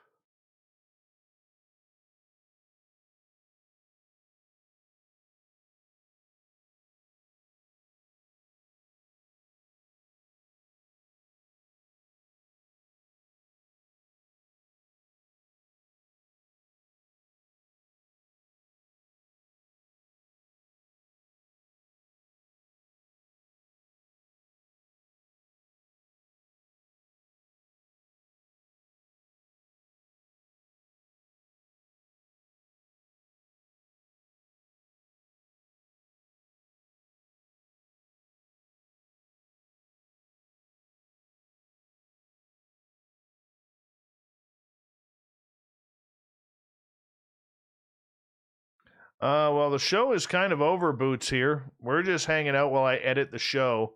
But if you want to talk UFOs, sure. How do we feel about Oak Island and Gold Rush invading our country? We don't really care, to be honest with you. No. Good night, Lee A. It was nice to see you again. You haven't been around in a while. We've missed you. It was not 50,000 PBR. It was 250,000. Because, you know, NATO and NORAD would never be able to find all those ships and airplanes coming from China carrying troops. Good old Carrie Cassidy. Poutine is French fries, thick gravy, and cheese curds. It is fantastic.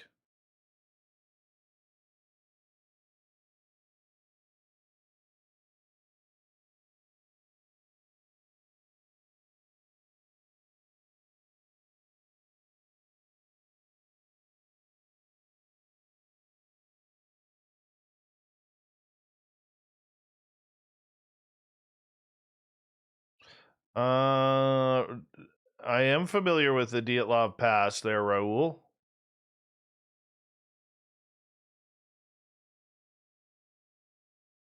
Trailer Park Boys and Letterkenny are hilarious.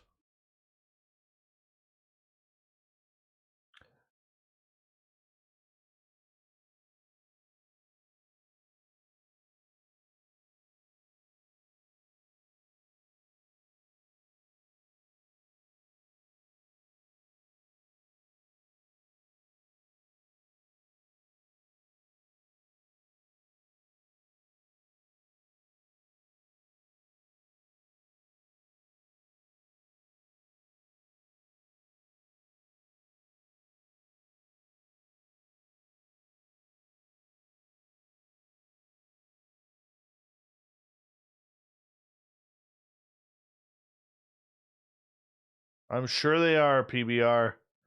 I'm sure they are.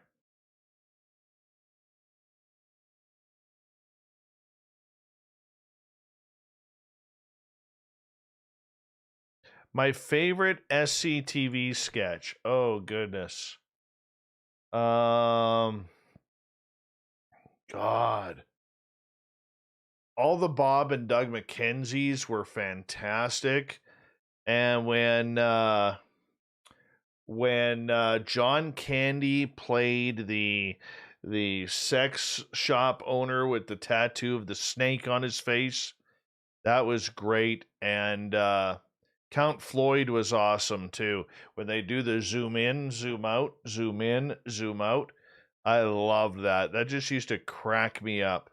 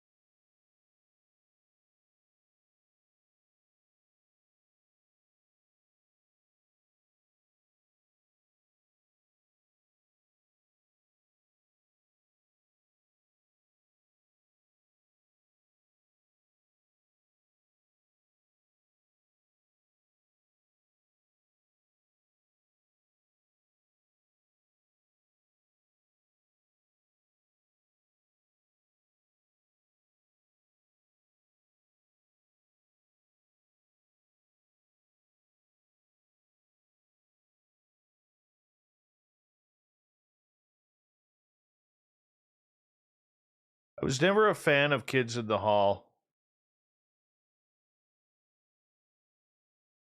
Never really a fan of them.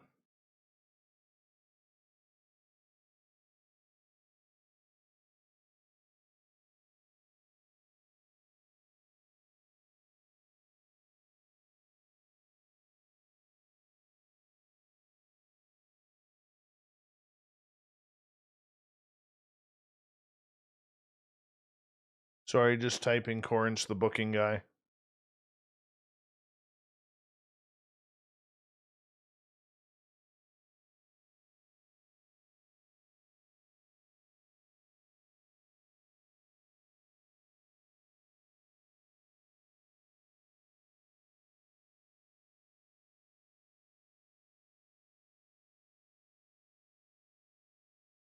John Candy is one of those actors that we lost way too soon.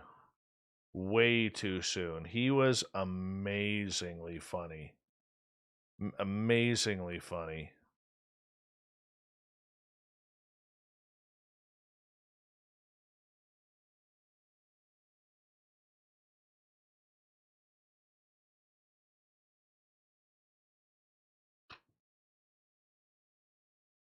By the way, yesterday, since we are on yesterday now, we've changed the calendar, was 25 years since Happy Gilmore defeated Shooter McGavin for the golf championship.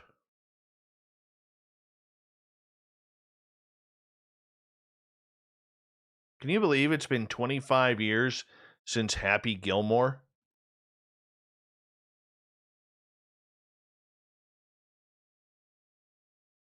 Hey, Olin, how's it going?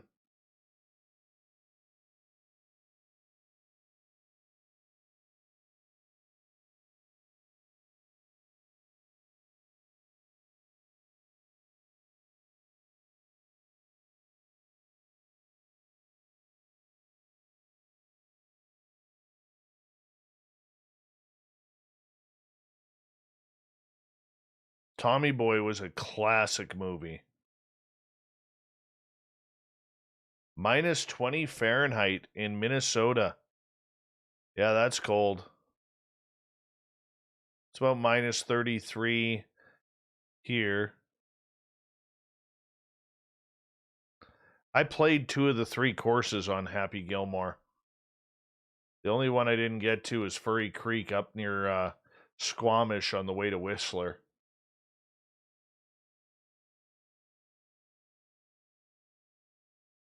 The other 2, though, I played Swanee Set, where they had that big, beautiful clubhouse, and Northview.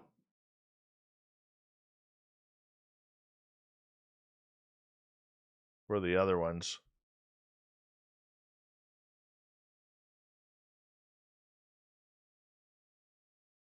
By the way, Commonwealth Andrew just sent me a message. I just fired myself from cleaning my house. I didn't like my attitude, and I got caught drinking on the job. That's hilarious. That is just hilarious.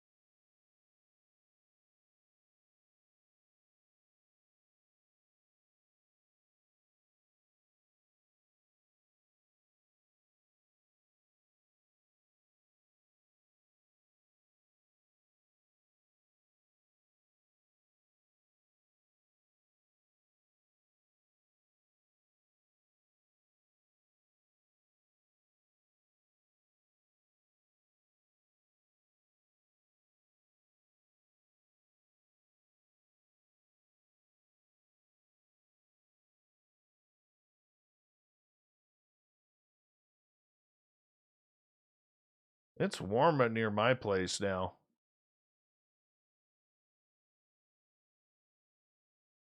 It's 22 Fahrenheit or minus 6 degrees Celsius. Warmed right up. What's the long term? Oh, tomorrow we got a high of minus 1 Celsius. So a high of 30 degrees. Thursday is a high of 29. Friday's a high of 36. Then 35 Saturday. And 42 on Sunday. Oh, God, the melt is starting. 38. Then we're back down to 30 by next week. Holy cow, 6 degrees Celsius on Sunday. That's going to create quite the mess.